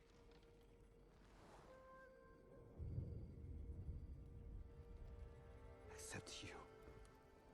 We can defeat the Mongols together. After everything you've done! Tell the people I was your spy.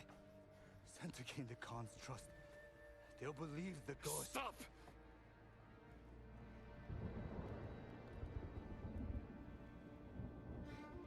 You are my oldest friend, Ryuzo. Well, this is an interesting choice. Surrender. And answer for your crimes. For both our sakes.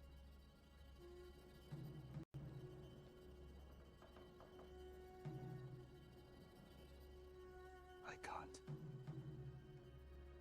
Would you say you can't?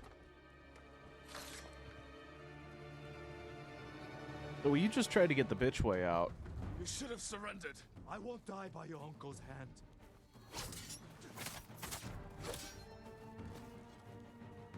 Do this, huh?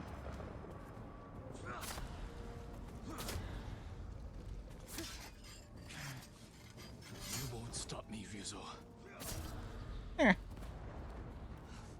The poison. You broke your uncle's code.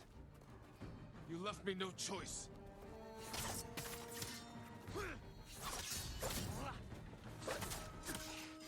You are I'll so never dead, forgive dude. You haven't even hit me yet.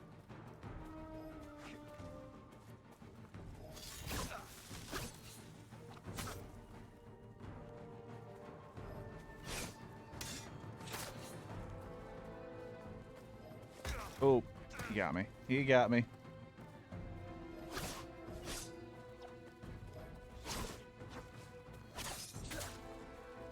I don't want to do this to you, bud. Holy crap. I sliced and diced this fool. Jin. Please.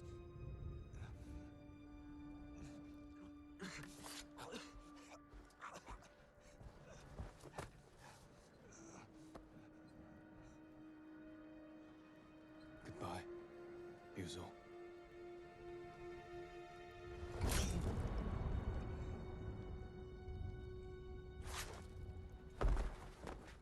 Uh-oh. I forgot what is 5,000 points. What you can make me do.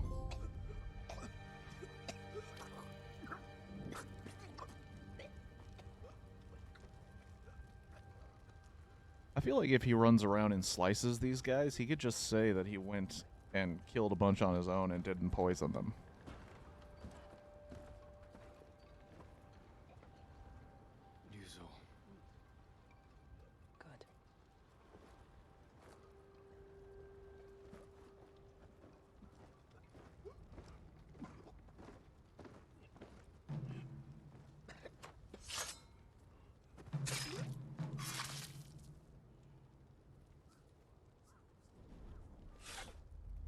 Saved you a bunch of time and men, so now you're gonna Castle yell is at me. yours. The Khan marches north. We can head him off. You defied me. Yeah. I did what I had to. For them. Is this how you want to be remembered? He defended us. By spreading fear and chaos. We are at war. And you are acting like the enemy. This is not our way. Not your way. way. Can't save our people. The Shogun will demand a head. But it does not have to be yours. I know she drove you to this. Uncle. Renounce the ghost. You must blame her for this outrage. Tell them. You are Jin Shimura. Loyal servant to the Shogun. Hmm. My heir. My son. What's he holding? Is that just like a bloody tissue? Oh, it's paper. I am not your son. Oh! I am the ghost.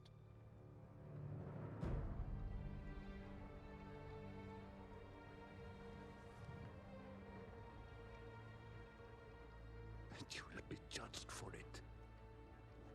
They'll have to fucking get me, dude.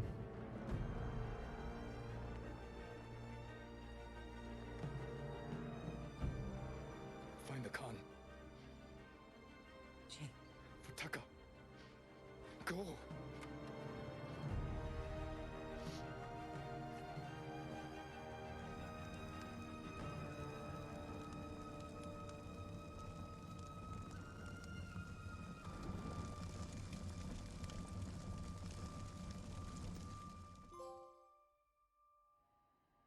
The ghost. Oh, really? I'm in jail now? Like Red Dead Redemption does. For drinking and carrying on and getting in bar fights? Or was it winning a war? Single-handedly kicking ass. Huh? Some grade A bullshittery is what this is. Makes no sense.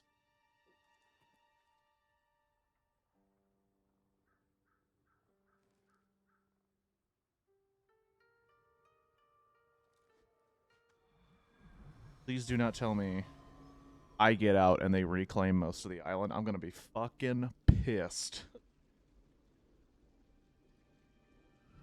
Dude, I was sweeping this island. do you want? Lord Shimura asked me to deliver sake, a reward for helping retake his home. I'm watching the prisoner. He's not going anywhere. Wait too long, and your friends will drink it all. I haven't had anything but water since we got here. Then you deserve it, my lord. This drunk asshole's gonna get me out.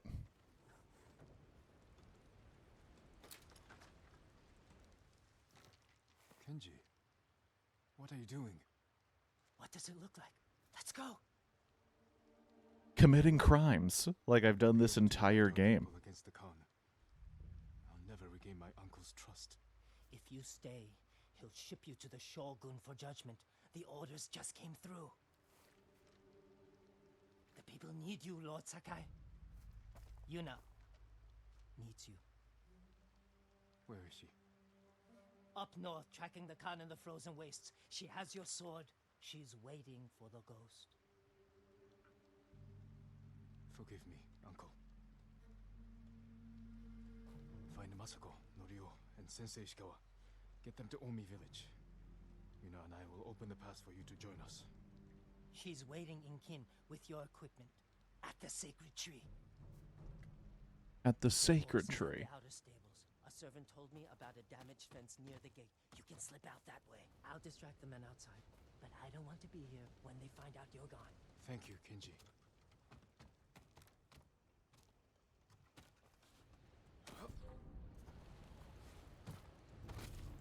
How do you like the sake, my lords? It's good enough to make me forget the smell of burning Mongols. I stinks of death. Thanks to that damn ghost. Rumor is he'll be giving a speech outside the main key complex of Samurai. Is it safe? Let's hope so. The way he killed him. He's not human.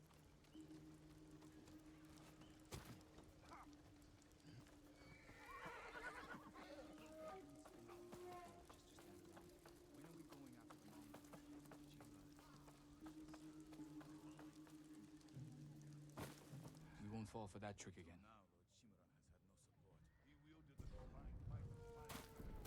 Lost his all being the Raging Lord to him.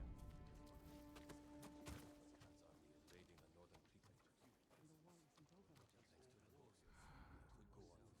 isn't over. Thanks to the horses, we could go on with minutes. It's true that Lord Shimura has done a great deal with very little. Everybody's around here talking shit, and I'm escaping. I'm gonna get my horse. Search everywhere! Find him! Should we help search, my lord?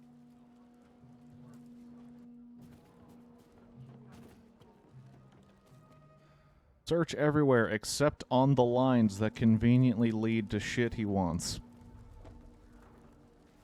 Anyone seen him? He may have run north. You two, on your horses. The rest of you, man the gate. That's it. Nice and easy. How did he get loose?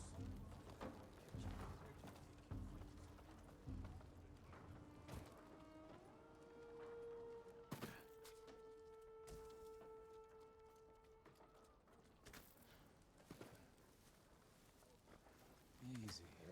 It's me. There he is! On the horse! Stop it! Oh, you fuck.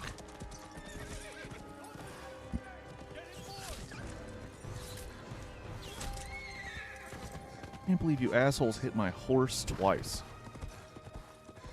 We have to reach Ken. Yuna's waiting for us. That's right, I named my horse Sora. Kingdom Hearts. I remember someone asked the name of the horse, and I did it once, and then I barely ever hear him.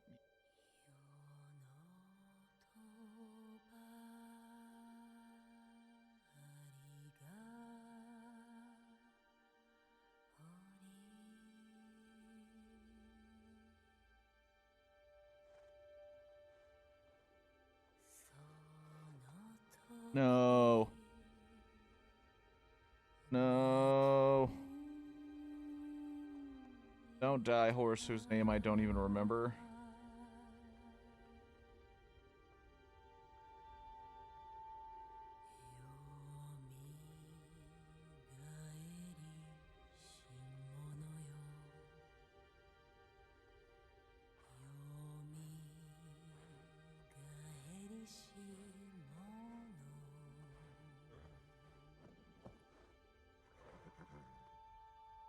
I'm sorry I couldn't protect you.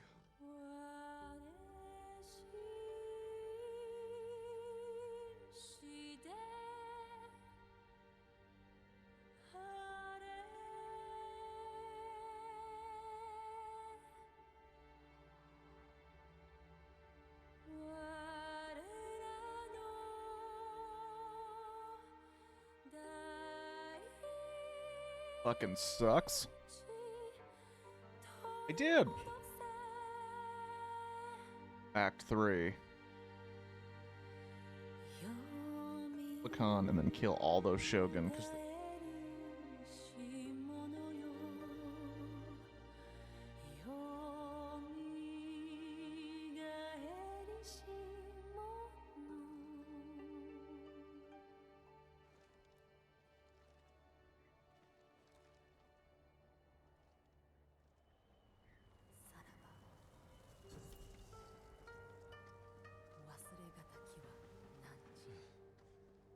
Mongols.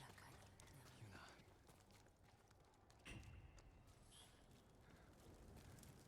They burned everything. Still a chance Yuna's alive. Kenji said Yuna was at the sacred tree. No weapons. I'll have to stay hidden.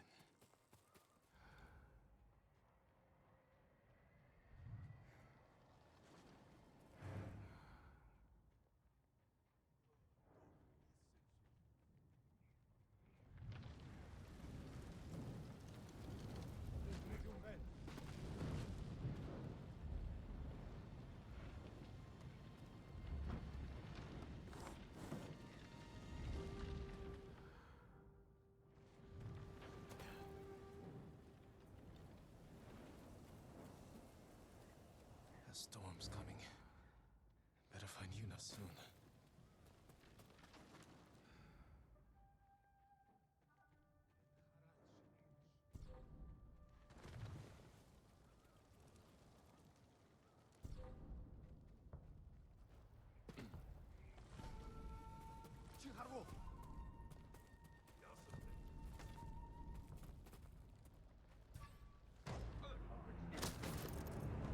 What? Wait, what?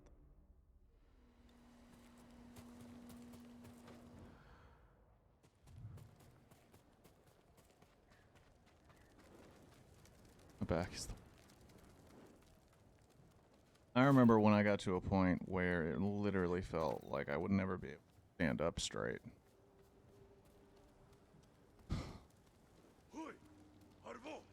The storm's coming. Better find Yuna soon. Luckily, I got a job that didn't aggravate it every.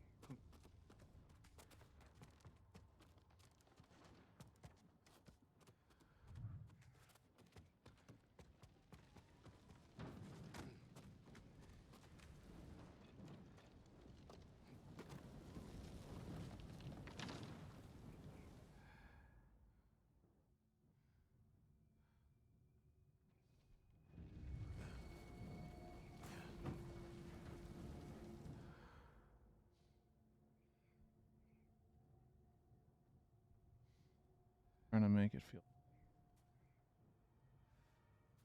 You do a mile run? Like every day?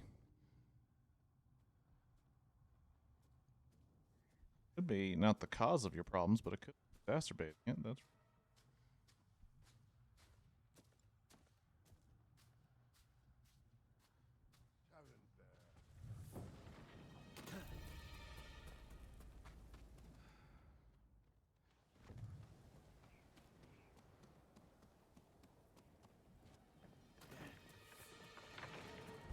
Burnt the sacred tree. Yuna's not here. But these people. Every other day or must have once a week. rounded them up. Damn. Do you run like on the road or like a track? Or do you run like a treadmill? Blood. But no wounds.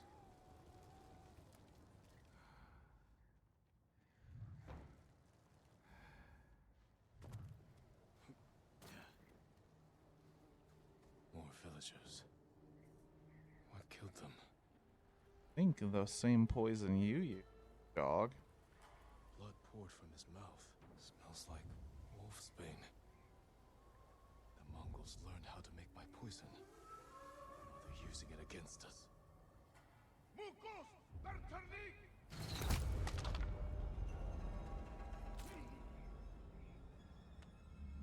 Oh, well. They poisoned me. I can lose them in the storm.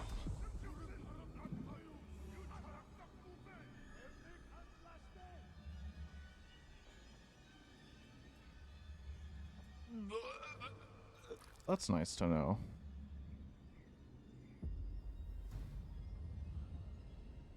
Come on! You stupid horse! Heh. Yuna? Is that you?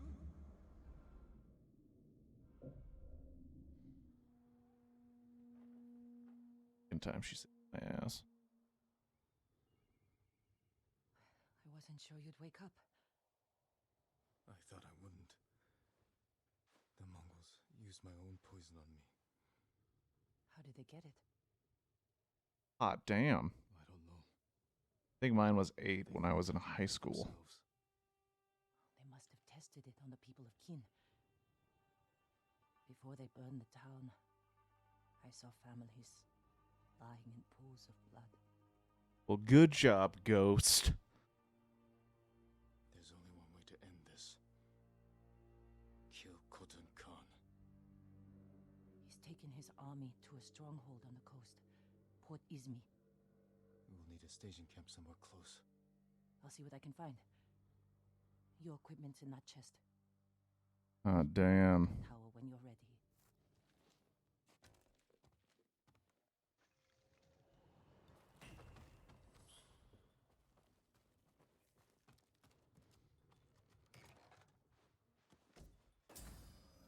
Collect my. I'll find Yuna.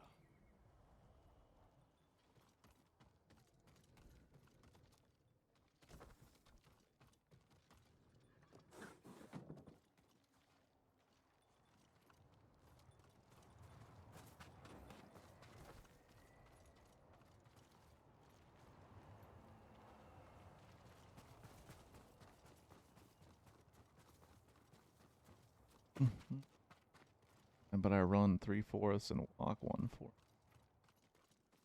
I think I found a better hideout. Yeah, I always try to do half and half. The mountain.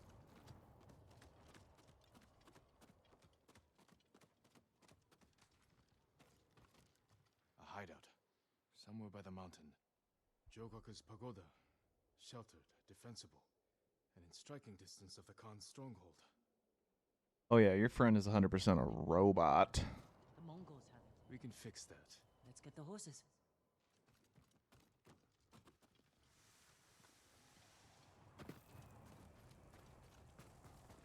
What happened to your mount? When I escaped, the castle guards fired on us. They killed Sora. I'm sorry. These will have to do, for now.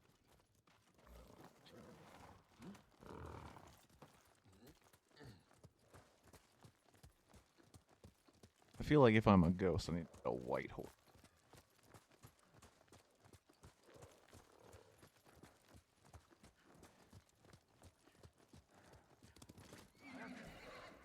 Are those people from Kin? I don't know. The Mongols burned a lot of towns. If we'd only pursued their army instead of fighting each other. Why did you surrender to your uncle? I couldn't let them take you. My uncle needed someone to blame. And I was his first choice. He was trying to protect me, to fulfill his duty to the Shogun. That's his Ready duty, so to he could kill escape north, innocent up the women. Khan's trail. Shimoda's a fool for turning against you. He wanted me to be his son. I destroyed his dream. By doing the right thing. Being right doesn't always make things better. Tell that to the people you saved. If we kill the Khan and drive the Mongols out, is there a chance your uncle will forgive you? Was when Steve Rogers kept telling. When I was young, Lord Shimura became my father, my sensei, my entire world. I never wanted to disappoint him. I have to hope we can heal this wound. Whatever happens, his forgiveness won't change who I am. He thinks I corrupted you. I made my own choices. Even knowing what they've cost me, I'd make them again. Even if the Shogun brands me as a traitor.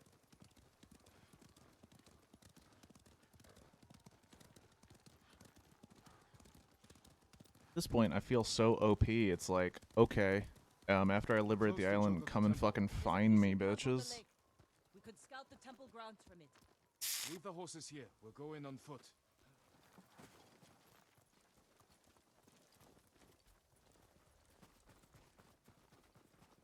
The woods here are thick. Good cover. For us and the Mongols. The safest approach to the temple might be over open ground. Or frozen lake.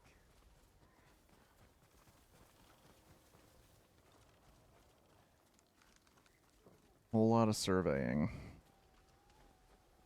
A signal cannon. To alert the temple of an attack. They have prisoners. They'll freeze to death. We'll free them. Clear the fishing village. Then we take the temple.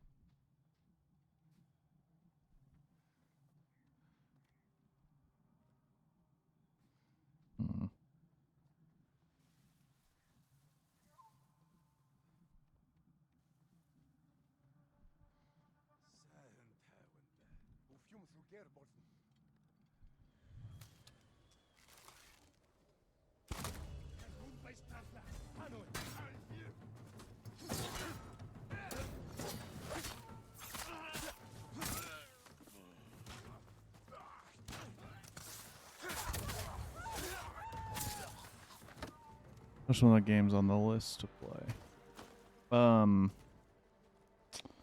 Let's see. After this, I do want to play, because I did get a handful of games off the PlayStation Plus list that I want to play. One of them being Wolfenstein. I forgot which year, because I know like the titles are weird. But like the first Wolfenstein that came out on the rebooted run of Wolfenstein, because I heard good things about it and I just never played it. I also have Kingdom Hearts 3 to keep playing if I so wish. Oh, there was something else. Damn, look at all the shit in here. I remember what that something else was.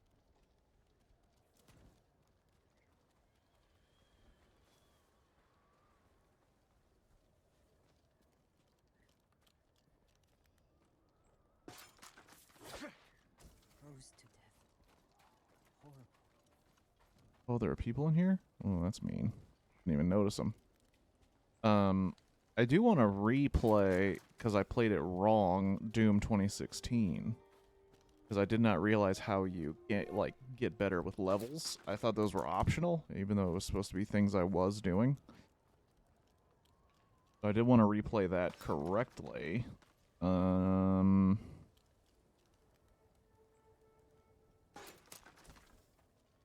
I do at some point probably need to play BioShock Infinite, because I've played every other BioShock game on here.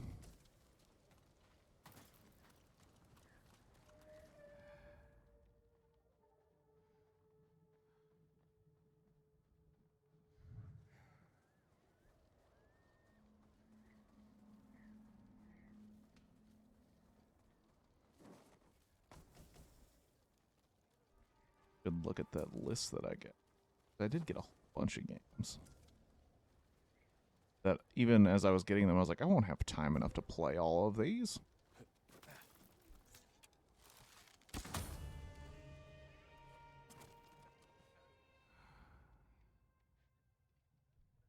What's Wednesday's game again?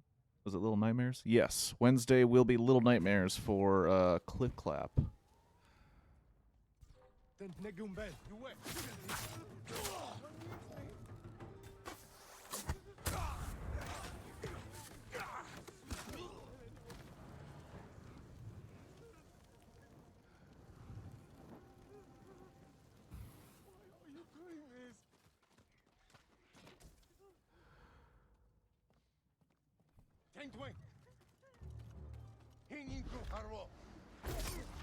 Gotcha.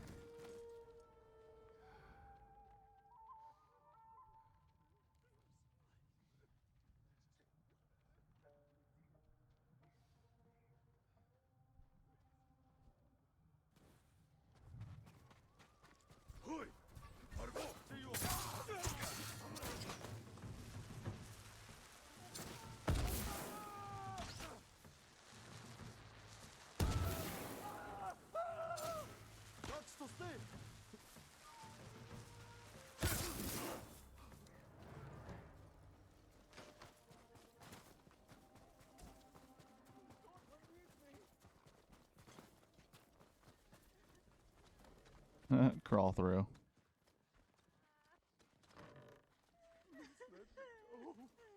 And we rescue. They were working us to death. You're free now. Yep, Little Nightmares is this week, and tomorrow the movie that we're watching was requested by Hetrick, who I hope will be awake to watch it.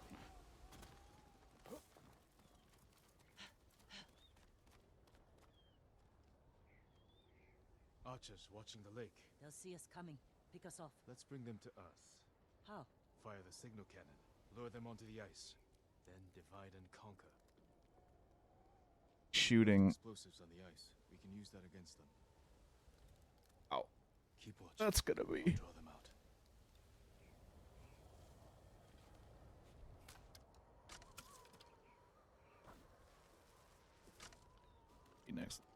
Carnage.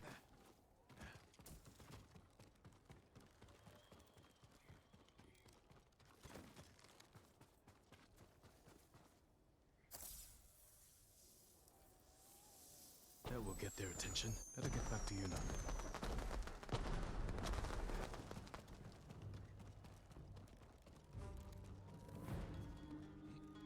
What? On the ice. Let's take them.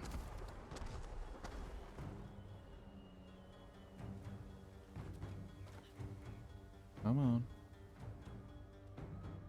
Come on.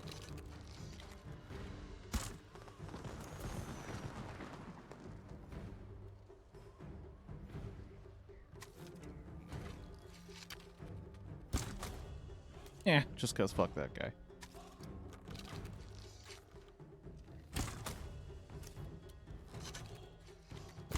We got the bastards. Let's get to the pagoda.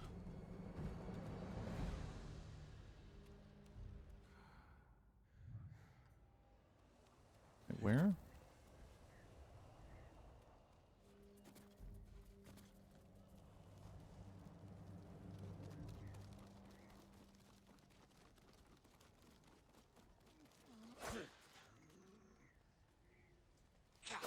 Oh, I can't make his, can't make him easier.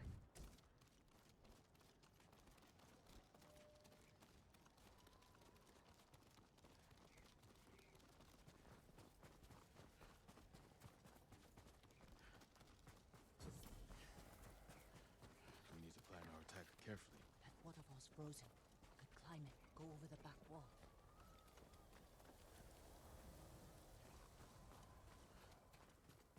That should be a, I mean, I don't do well with scary things. Follow me. Sure. Not 100% sure how it's gonna work.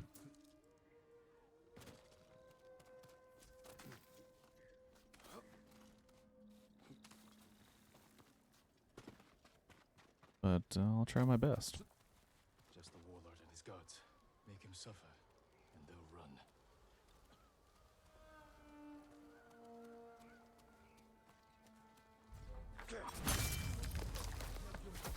Oh, that's not how you get ahead.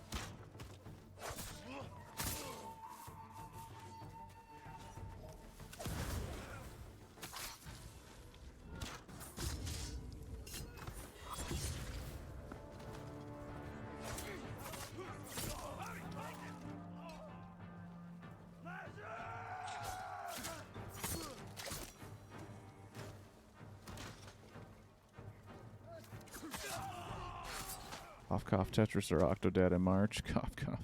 Well, I'm going to look up Octodad, because I did watch that a little bit. I watched a gameplay of it, and it seemed pretty fun. Oh, you ass. But also, the Octodad shit I saw, it was like 4-player co-op. I don't know. Can you play that by yourself? It's over. You're safe. Or is it just like that much harder if you have that many people trying to do it? They can't hurt you now.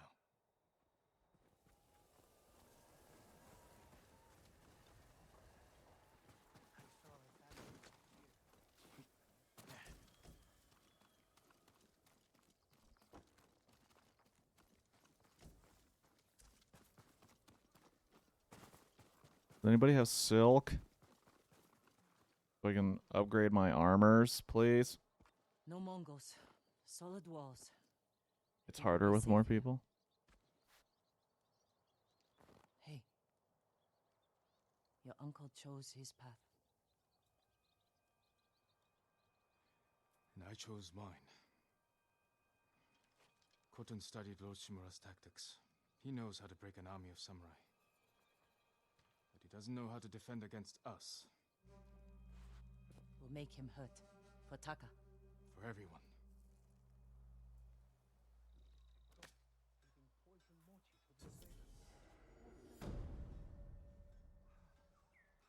Go back. Is Kirk offering to play Octodad? Because I'd be 100% down for that. Well, I'm thinking about playing it. Oh shit! I'm thinking about playing it in March, per Squirtle's request. But I just have to make sure I can play it, which I'm sure I can. Positive. And I can't go back here at all, at all.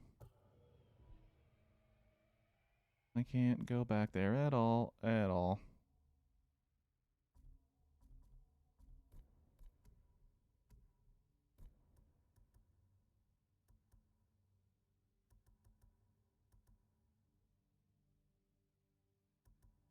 And to pick up all those. And then I'll have more stuff to learn eventually because of this shit, which I don't know.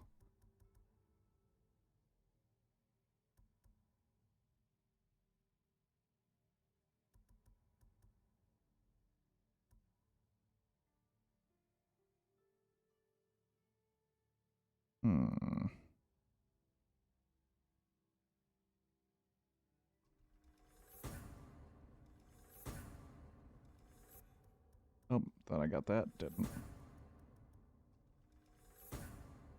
Cool. That shit going. Jin, over here. You know, I don't want to talk to you right now. Very charming and wonderfully chaotic game. Oh, I've seen people play it though. That's the other problem. I have seen a gameplay of it. I know how it is.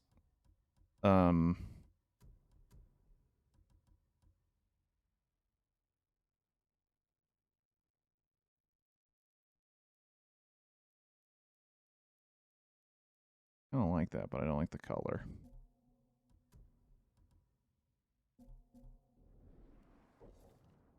Is there a place? Okay, so the armor is here. I just have to find it. Yeah, we were talking about that actually before you got back. There are a handful of things that I got from PlayStation Plus that I haven't touched at all. A couple shooters. Thinking about trying to do Elden Ring, mostly for frustration's sake, just to see how that pans out. Okay, did you just disappear into this building? Stupid bird. You stupid, stupid, stupid bird. Single game. You're talking about, Octodad, or are you talking about Elden Ring? Well, I was thinking about doing, Wolfenstein. Like the newer Wolfenstein. I just remember that being dope, according to reviews and stuff, but I've never played a single Wolfenstein game, so I was like, oh, it might be fun to try.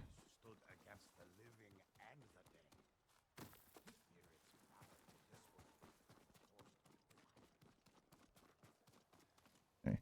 Where the hell is the armor? And fuck that bird, because it's going to take me into nowhere. Okay, there's the armor.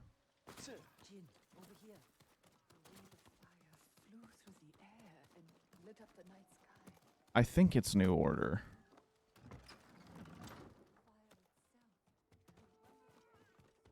I work on all kinds of armor.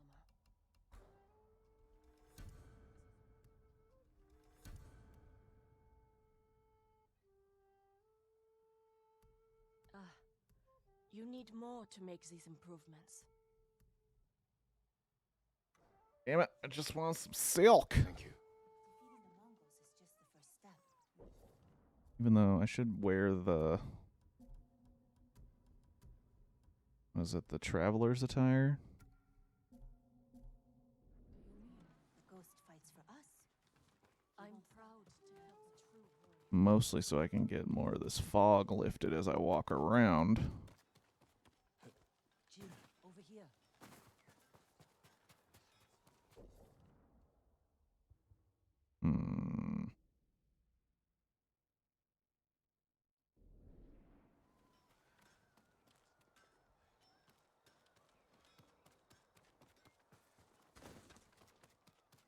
I do want to get into a shooter. And I don't want to just do BioShock Infinite, because I did do the other BioShocks on the stream already. I want to do some, you know, do some other stuff.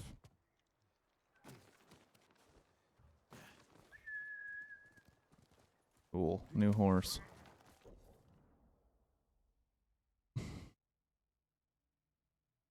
Did I go? Just cut right across and get to that thing. Oh, shit. Alright, we're changing hats.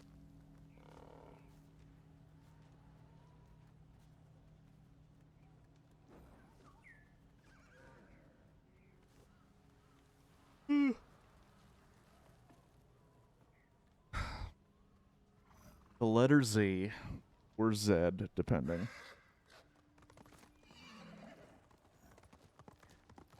I'm wondering.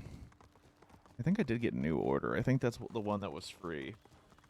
I just remember seeing good reviews for it, and it seemed like a game I would enjoy. Oh, we got another bird. Where are you going, bird? Besides getting completely lost.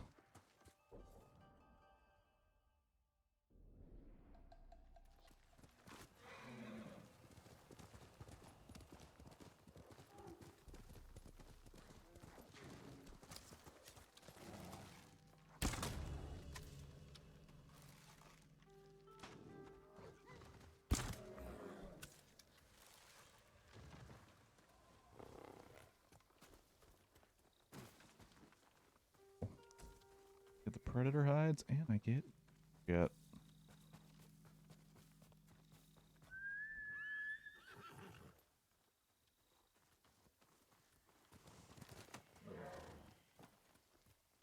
Well, do check which one you have. Otherwise, new BioShock supposed to.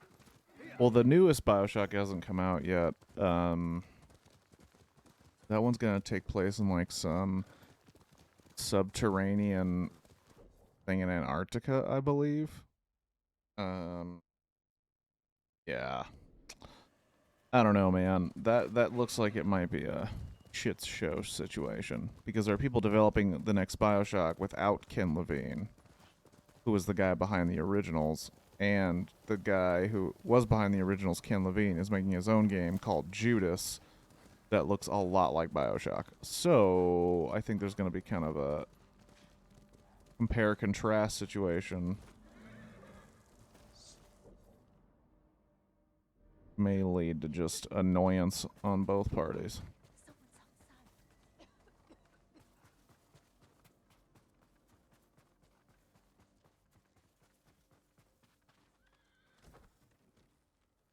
Hello? Open the door. I'm the Ghost of Tsushima. The ghost!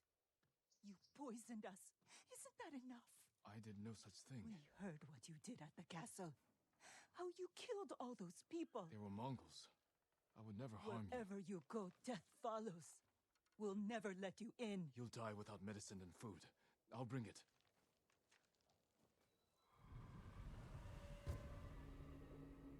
The cost of fear. Yeah, I am. It's not. It's like. Should be a camp up the mountain. Might have what they need. I think it's 2K. 2K owns the rights to BioShock, and Ken Levine didn't want to do it anymore.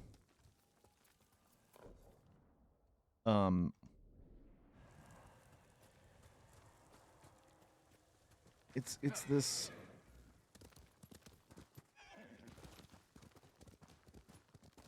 I'm skeptical because it seems like, okay, like 2K got together and was like, okay, let's make a new BioShock game. But they like, that's their goal. It's not let's make a good game with a good story that is worthy of BioShock. It's more of like, let's make another BioShock game. It's like, okay, but like, you know that those weren't just thrown together. You know what I'm saying? Those weren't just like fuck around time. Like a lot of work went into that to make it a certain way and Supplies. fascinate and it's not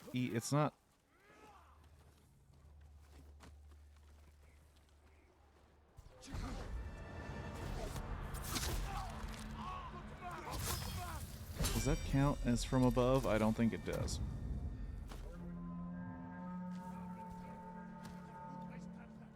Nope, didn't count.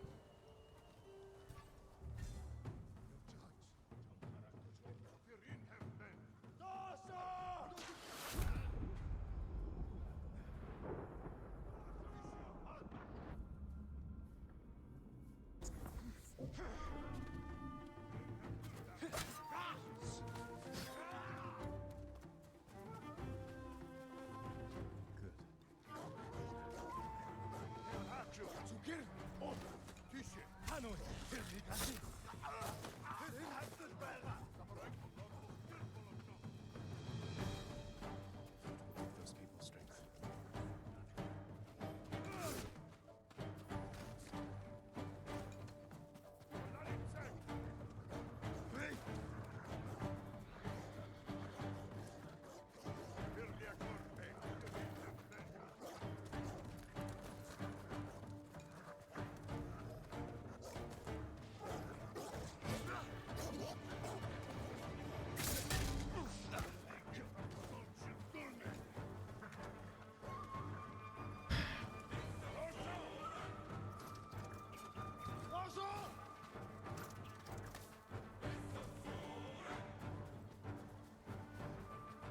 Music vaguely sounds like some of the attack music from South Park: The Stick of Truth.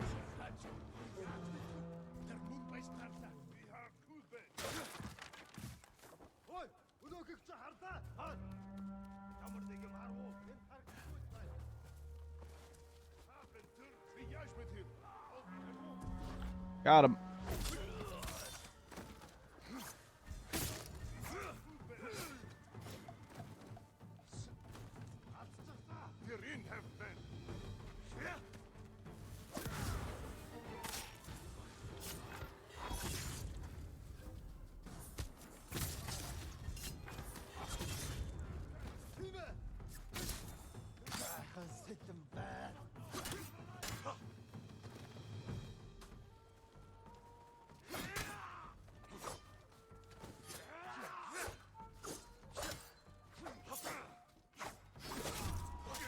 Wow, okay.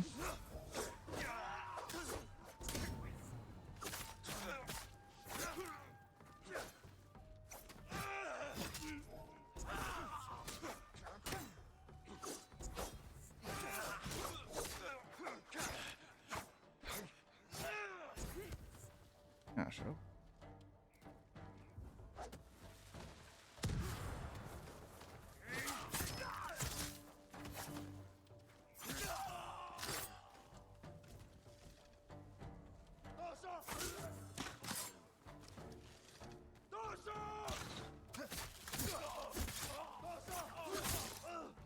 Got him.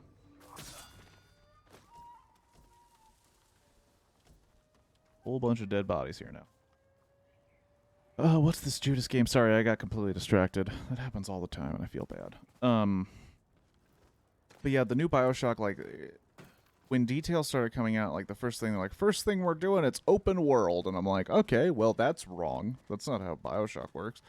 And then they're like, okay, well, we're going to do this retro-futuristic theme set in, like, the 70s. And I was like, oh, so Deathloop. So you're doing Deathloop and calling it BioShock. Okay. And then supposedly they had one team developing it, and then they looked at it and then just fired that team.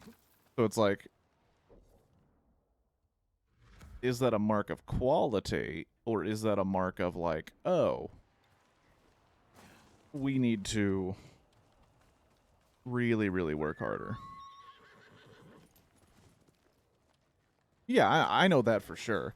But that is what's going to happen when that game comes out. And that was like half the reason I was kind of into Deathloop. I was like, oh shit, that's kind of cool.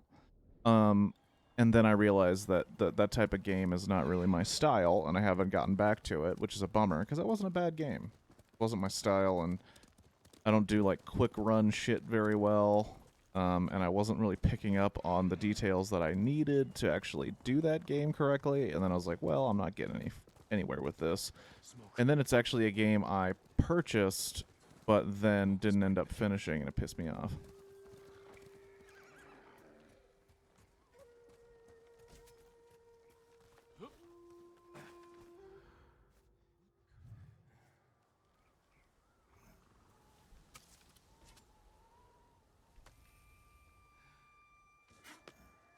Fuck, are you kidding?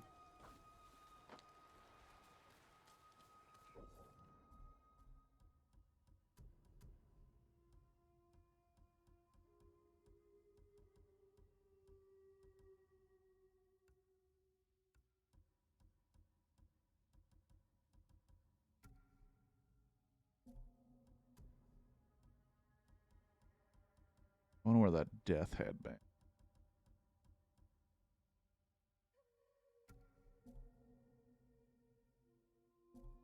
Dope.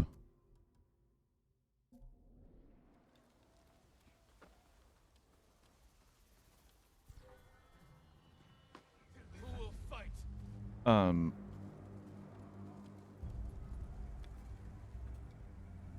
Well, that's always a fun thing. It's like Christmas morning.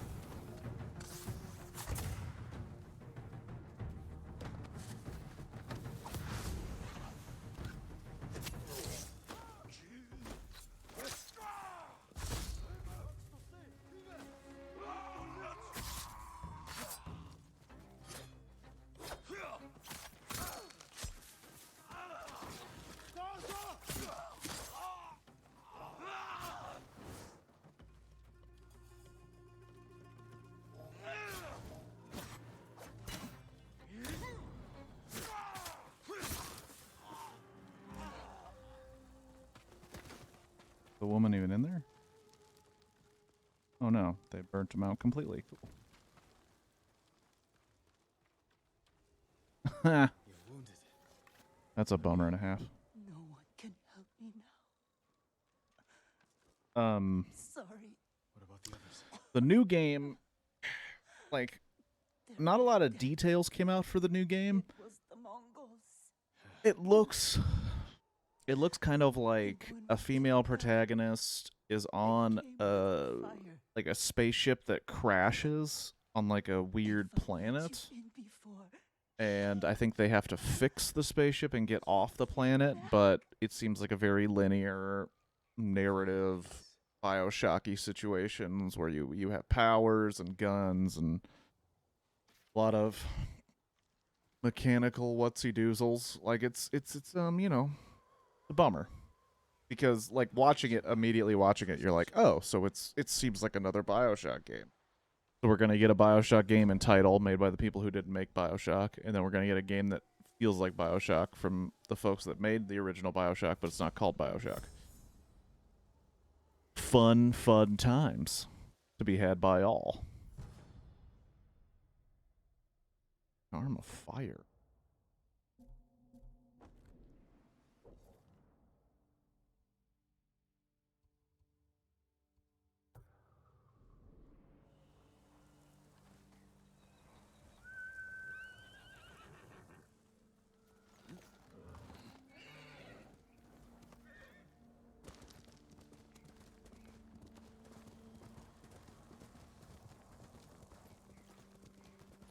Are you opening that package? Are you seeing what you got, Squirtle?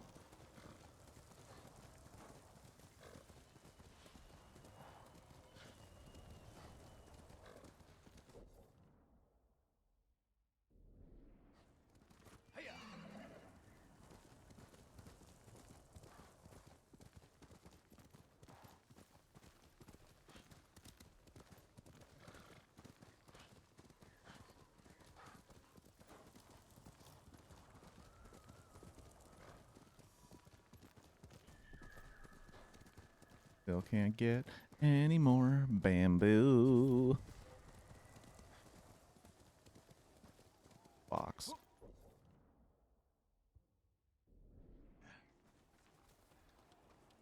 Frick. In Fox Den.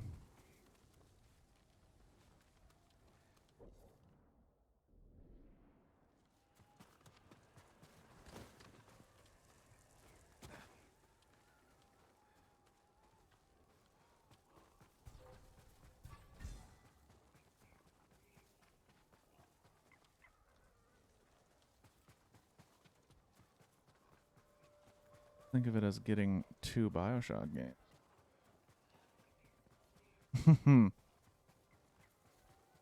Paint pens for a project that was due a month ago and I ordered the package a month or two ago. Well, you got yourself some paint pens.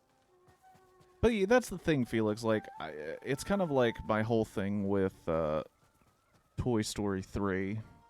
Like, Toy Story 3 is such a great ending to a great set of stories. And I felt like Bioshock Infinite and the DLC for Bioshock Infinite really put a bow on all of the Bioshock stuff and kind of said, you know what, we're good enough to close this. And 2K going, no, we're gonna make another Bioshock game, felt much like Disney going, well, we can make more money. We can make more money though. It's like, sure, but why don't you just try to make like a different game? Like Ken Levine's like, I'm making a different game. It's called Judas. And sure, it's probably gonna be a little bit like Bioshock, but it's gonna be different, markedly different. We'll see how markedly different it is. But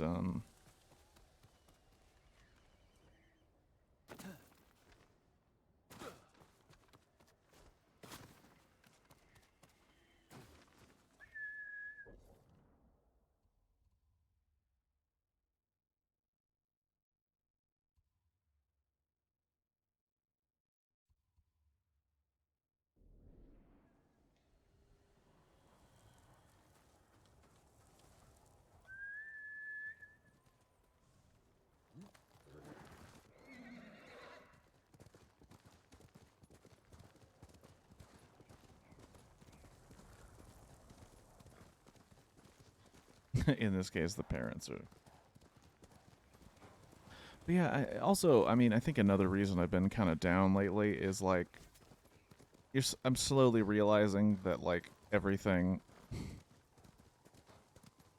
I love has been created by assholes. Like Ken Levine has stories about him being like impossible to work with and making everything I swim in this?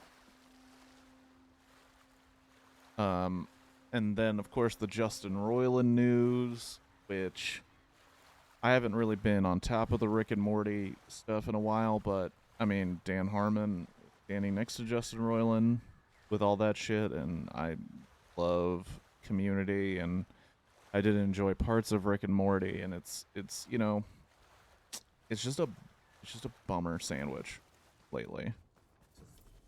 Because then it brings into question, it's like, is everything that you enjoy created by monsters? Can I do this, or...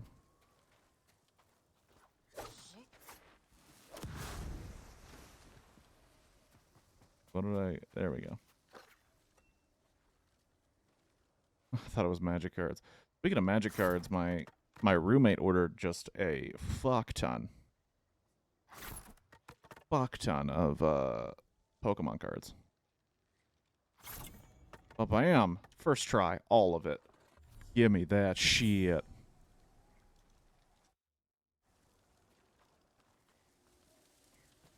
That wasn't even what I was going for. I was going for this Pillar of Honor.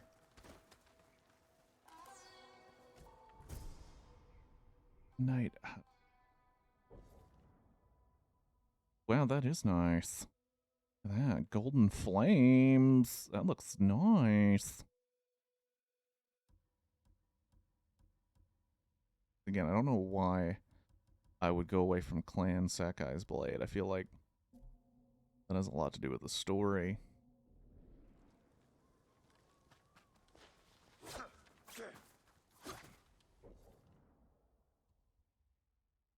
Oh, jeez. And there's one all the way at the bottom of the map. Let's go towards it. Why not?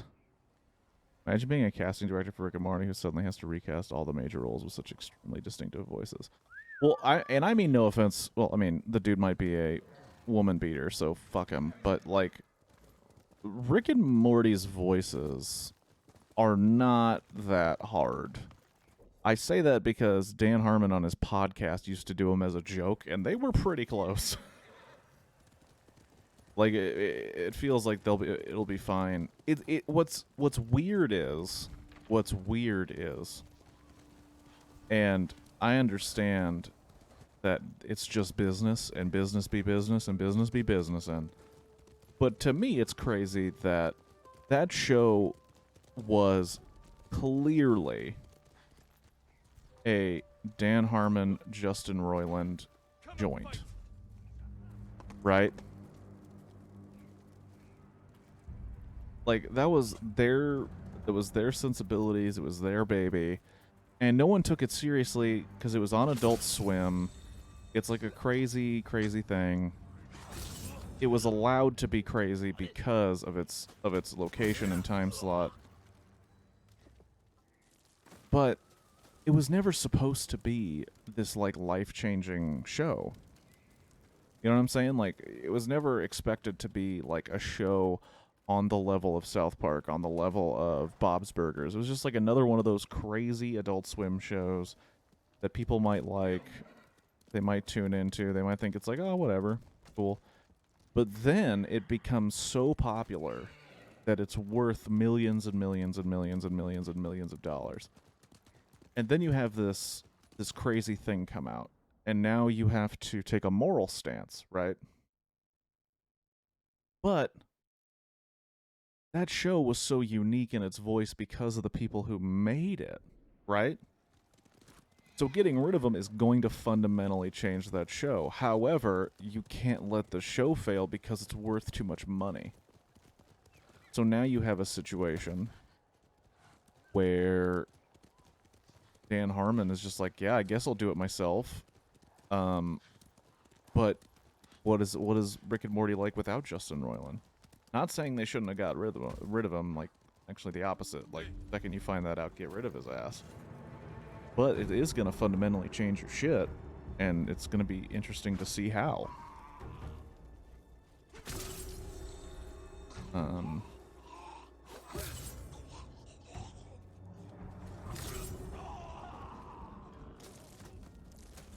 Remember to go that way.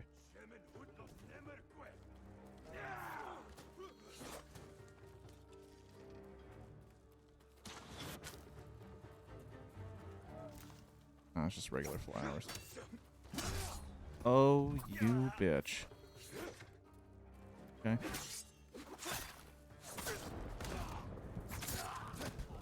Dick.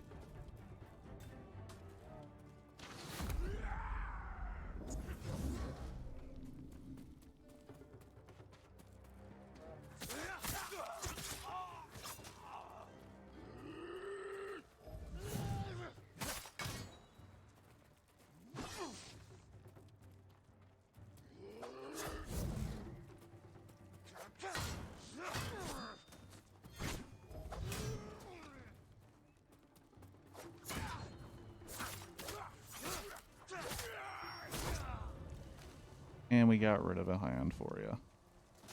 Give him a hand. All right.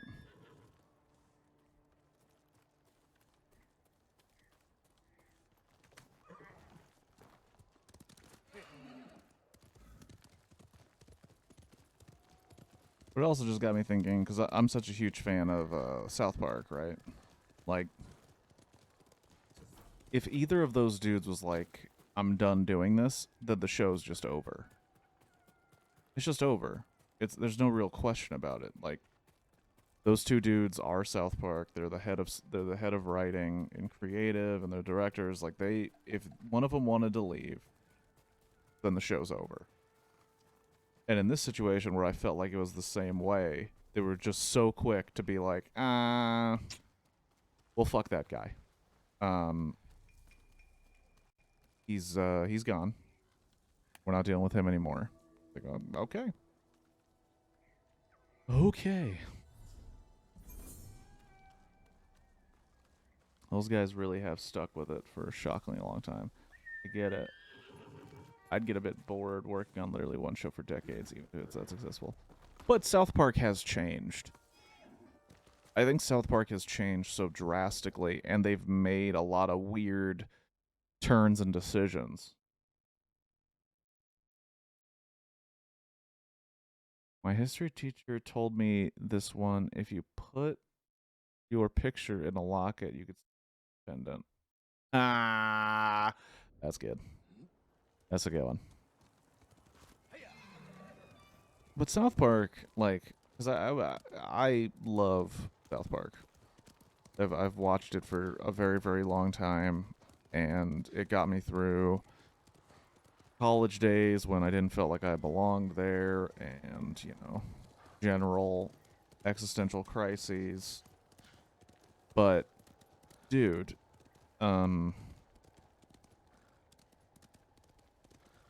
South Park has changed. And the way they make it is so frantic and weird that they literally are like they can't get bored, because if they got bored, it just wouldn't get done. Like, I don't know. I don't know if that made any sense. Like, they can't get bored because they promised an episode that week and it's not done. They have to come up with something, and it'll get them somewhere.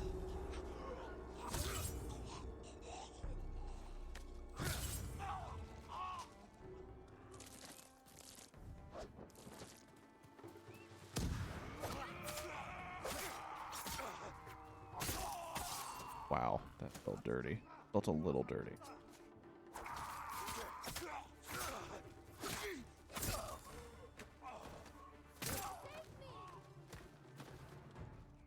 You're going to be all right. I never thought I'd hear of a samurai using poison.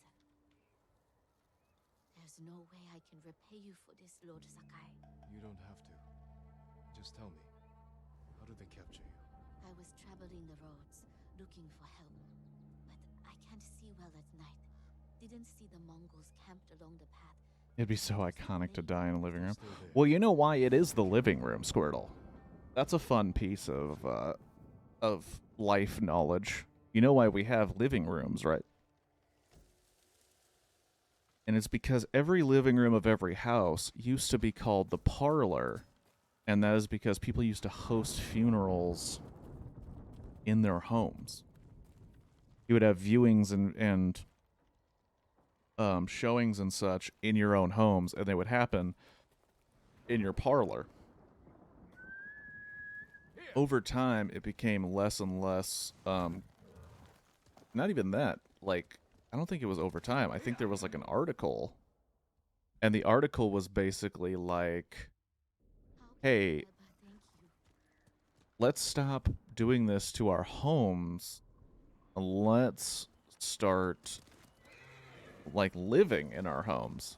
And they changed it to the living room. And then that's what they started to do, because they didn't want to associate their homes with death anymore. I just jump right into the pool. Clothes on. No thoughts.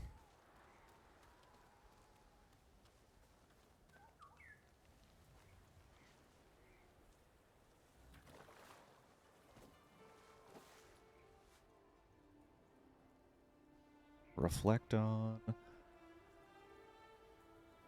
Think about Taka. I didn't know you long, but you were brave, Taka. Taka was brave. Kinda dumb, but brave. Samurai I've met. I hope you knew that.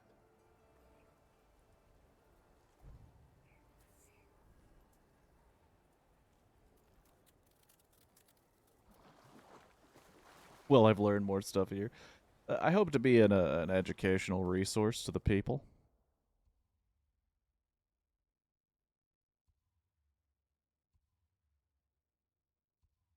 Inner legend increase. Mongol commander's armor? Son of a bitch. Stop giving me so much armor. I don't have the silk to max them out.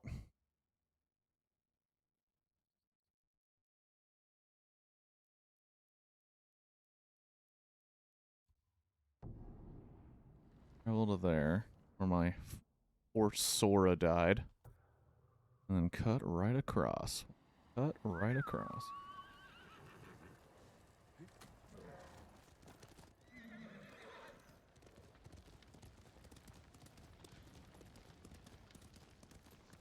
But yeah.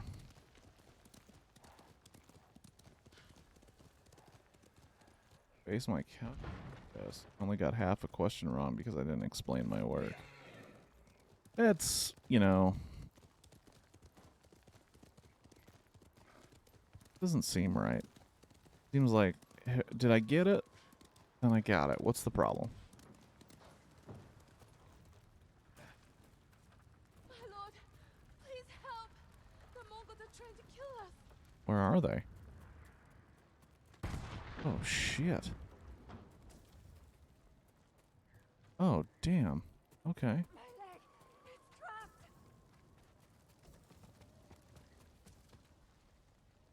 Okay, apparently I'm not gonna help you.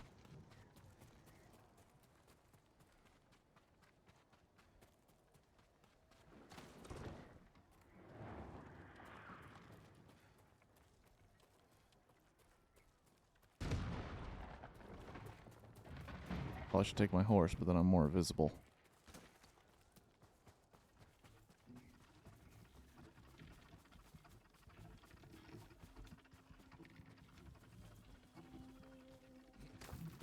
Mongols are using that siege weapon. Should destroy the siege weapon.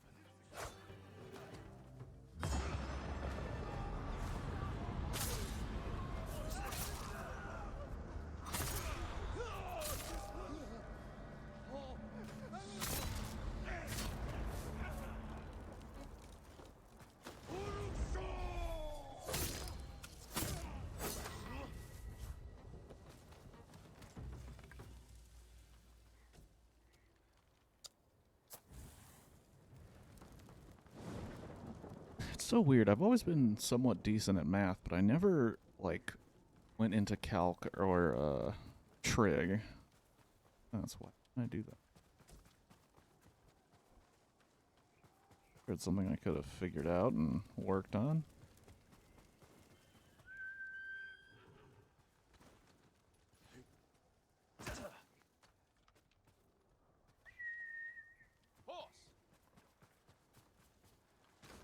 Horse, whose name I don't know and didn't give.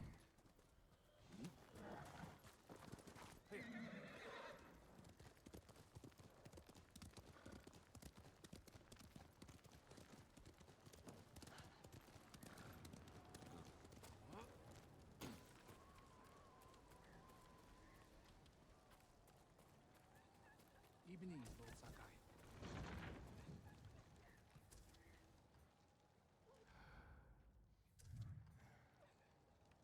It's an honor, my lord. The siege weapon is destroyed. You're safe. I was forced into calculus. My lord. Please. There's a Tintin character named Calculus? Like, pretty intense name. Brother should have listened to me. Never should have gone. Was it a villain or just a homie? Like, crazy name. I am Calculus. Also, being forced into calculus by my family sounds like we're a family of calculus users. I use calculus. Your grandfather uses calculus. We are a calculus family here. I better never see you doing algebra or trigonometry. We do calculus in this house.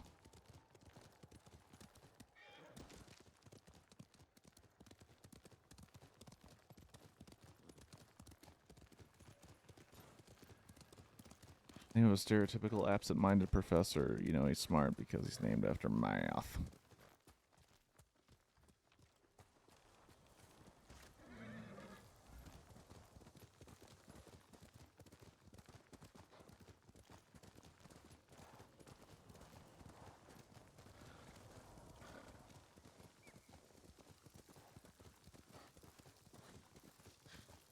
Clever. That's just good writing from the folks over at Tintin.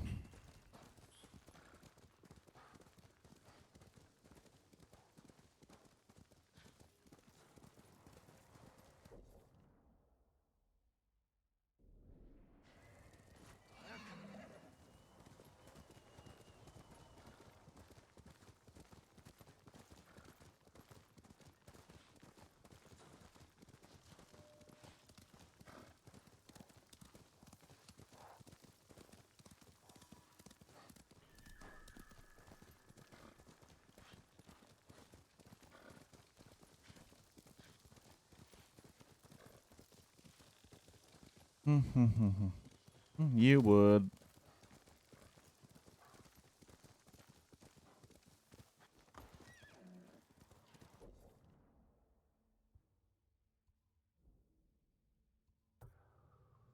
The Bitter Hills.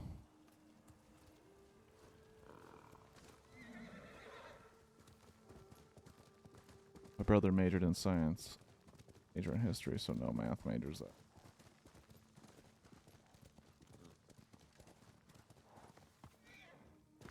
Another frickin' fox den. It's always fox dens. Always finding a frickin' fox den.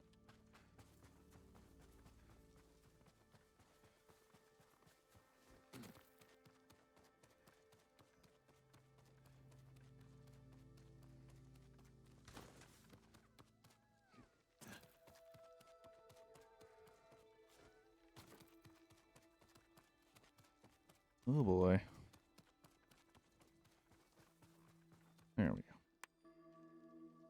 I'll never major in English. I would fail half my classes. So English, it's like, okay, so do you want to be an English teacher or a writer? And if you don't want to do those things, then it doesn't really make sense. Science, math, there's plenty of jobs here and there for those fields. We'll always need people that can do math, and we'll always need people that can do science. The act of science. Sciencing. Will. Excuse me.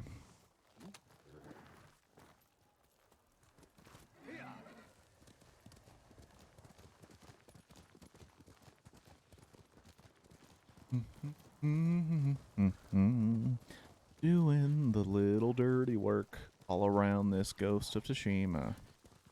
Actually, it's just Tsushima. I'm the Ghost of Tsushima. Because I murder my foes, and I show no mercy.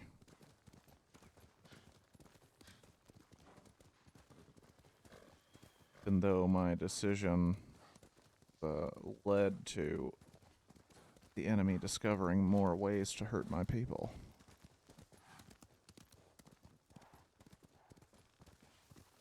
English was the one thing I'm never good.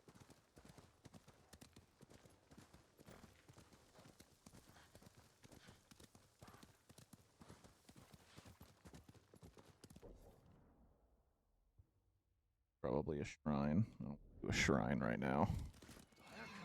I want to get to this frozen overlook. Call it there. Maybe.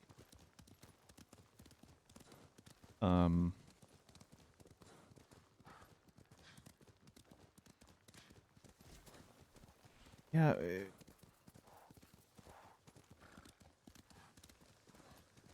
English always felt like,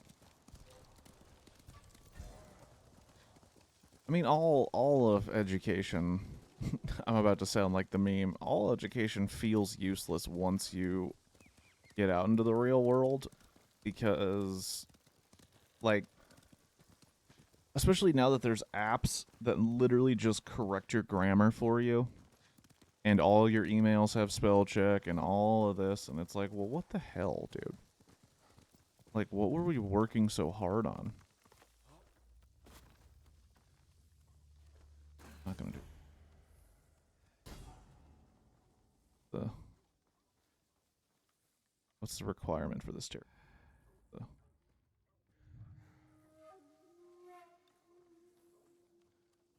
Brewed with moonstone.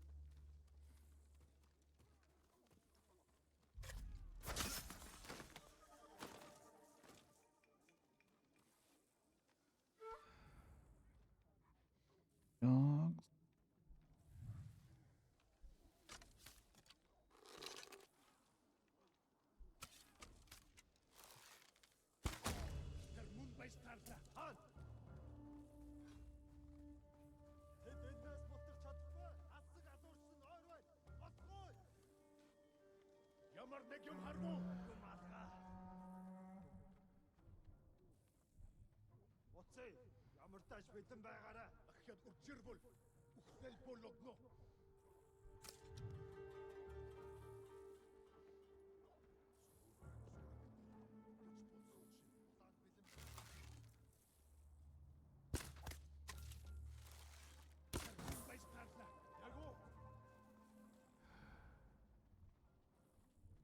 I had a mini library in my room, but after a while I stopped reading.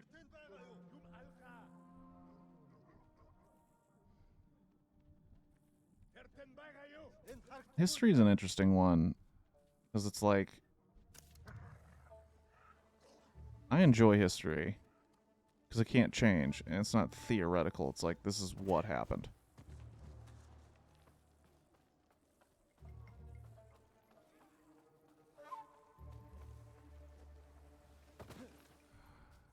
Wow, there are a lot of dudes in here.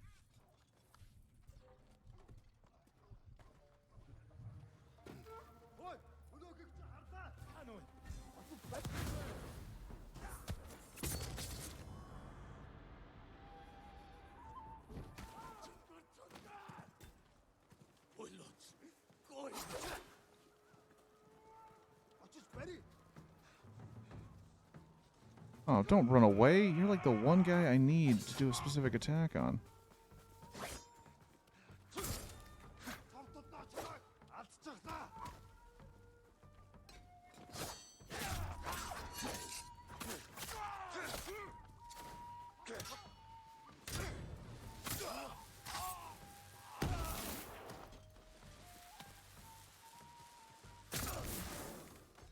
Oh, one strike. That's a bummer for you.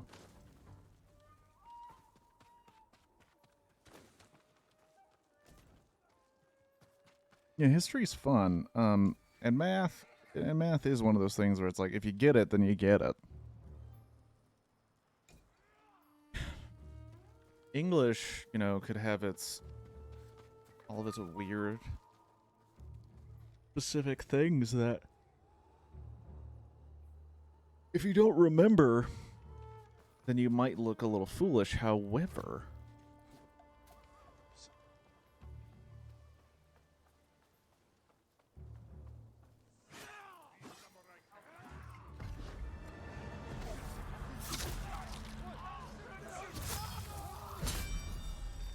why did I have to move him like that?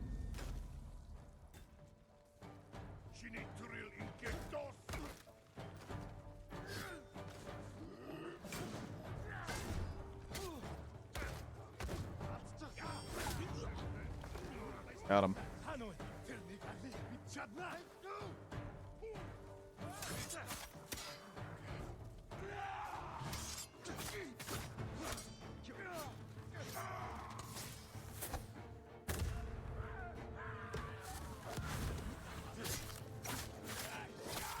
Can't see yet.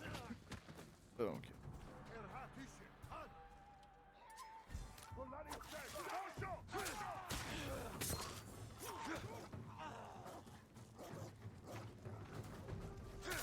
The dude on fire is running at you.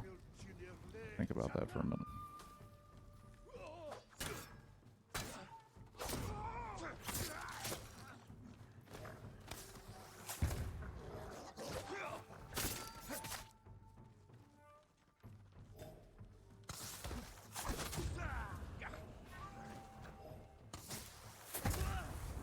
Son of a bitch. Ugh.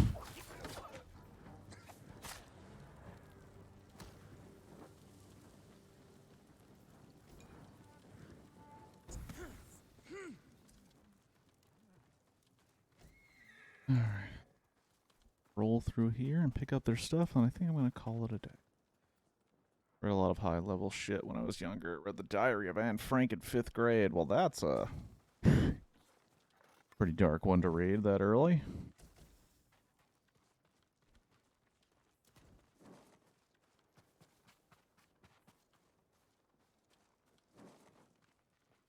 It's weird. This is going to make me sound a little dumb at first. I don't really enjoy reading too much. However, when I find... How the hell...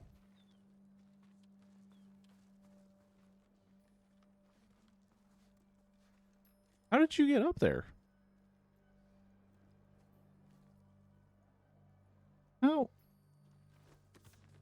How did you get up here? That is insane. I can't... Can I get it? Can I get the horse down? Oh, I can get myself down. What an interesting situation. He just did a wicked jump. It's a magical horse. It's a Pegasus hiding. There we go. Aw, and it's hurt. I'm sorry, good buddy.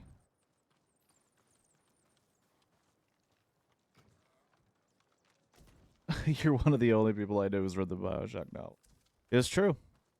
Like when I get into a book, like I read it, and it was because I was like really fascinated with it and read that thing as fast as I could, and that's a big ass book. When I'm super interested, I will read the hell out of it. Like I read a lot of. Also, you can't say this. I didn't read a lot of Stephen King novels because he has a shit ton.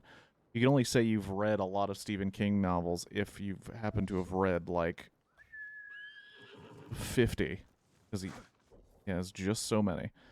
Oh, is that my mount now? Oh, well, I did want a white horse, and this is close. I feel bad for him. I got him off the roof, and now he's my buddy. Pretty dope.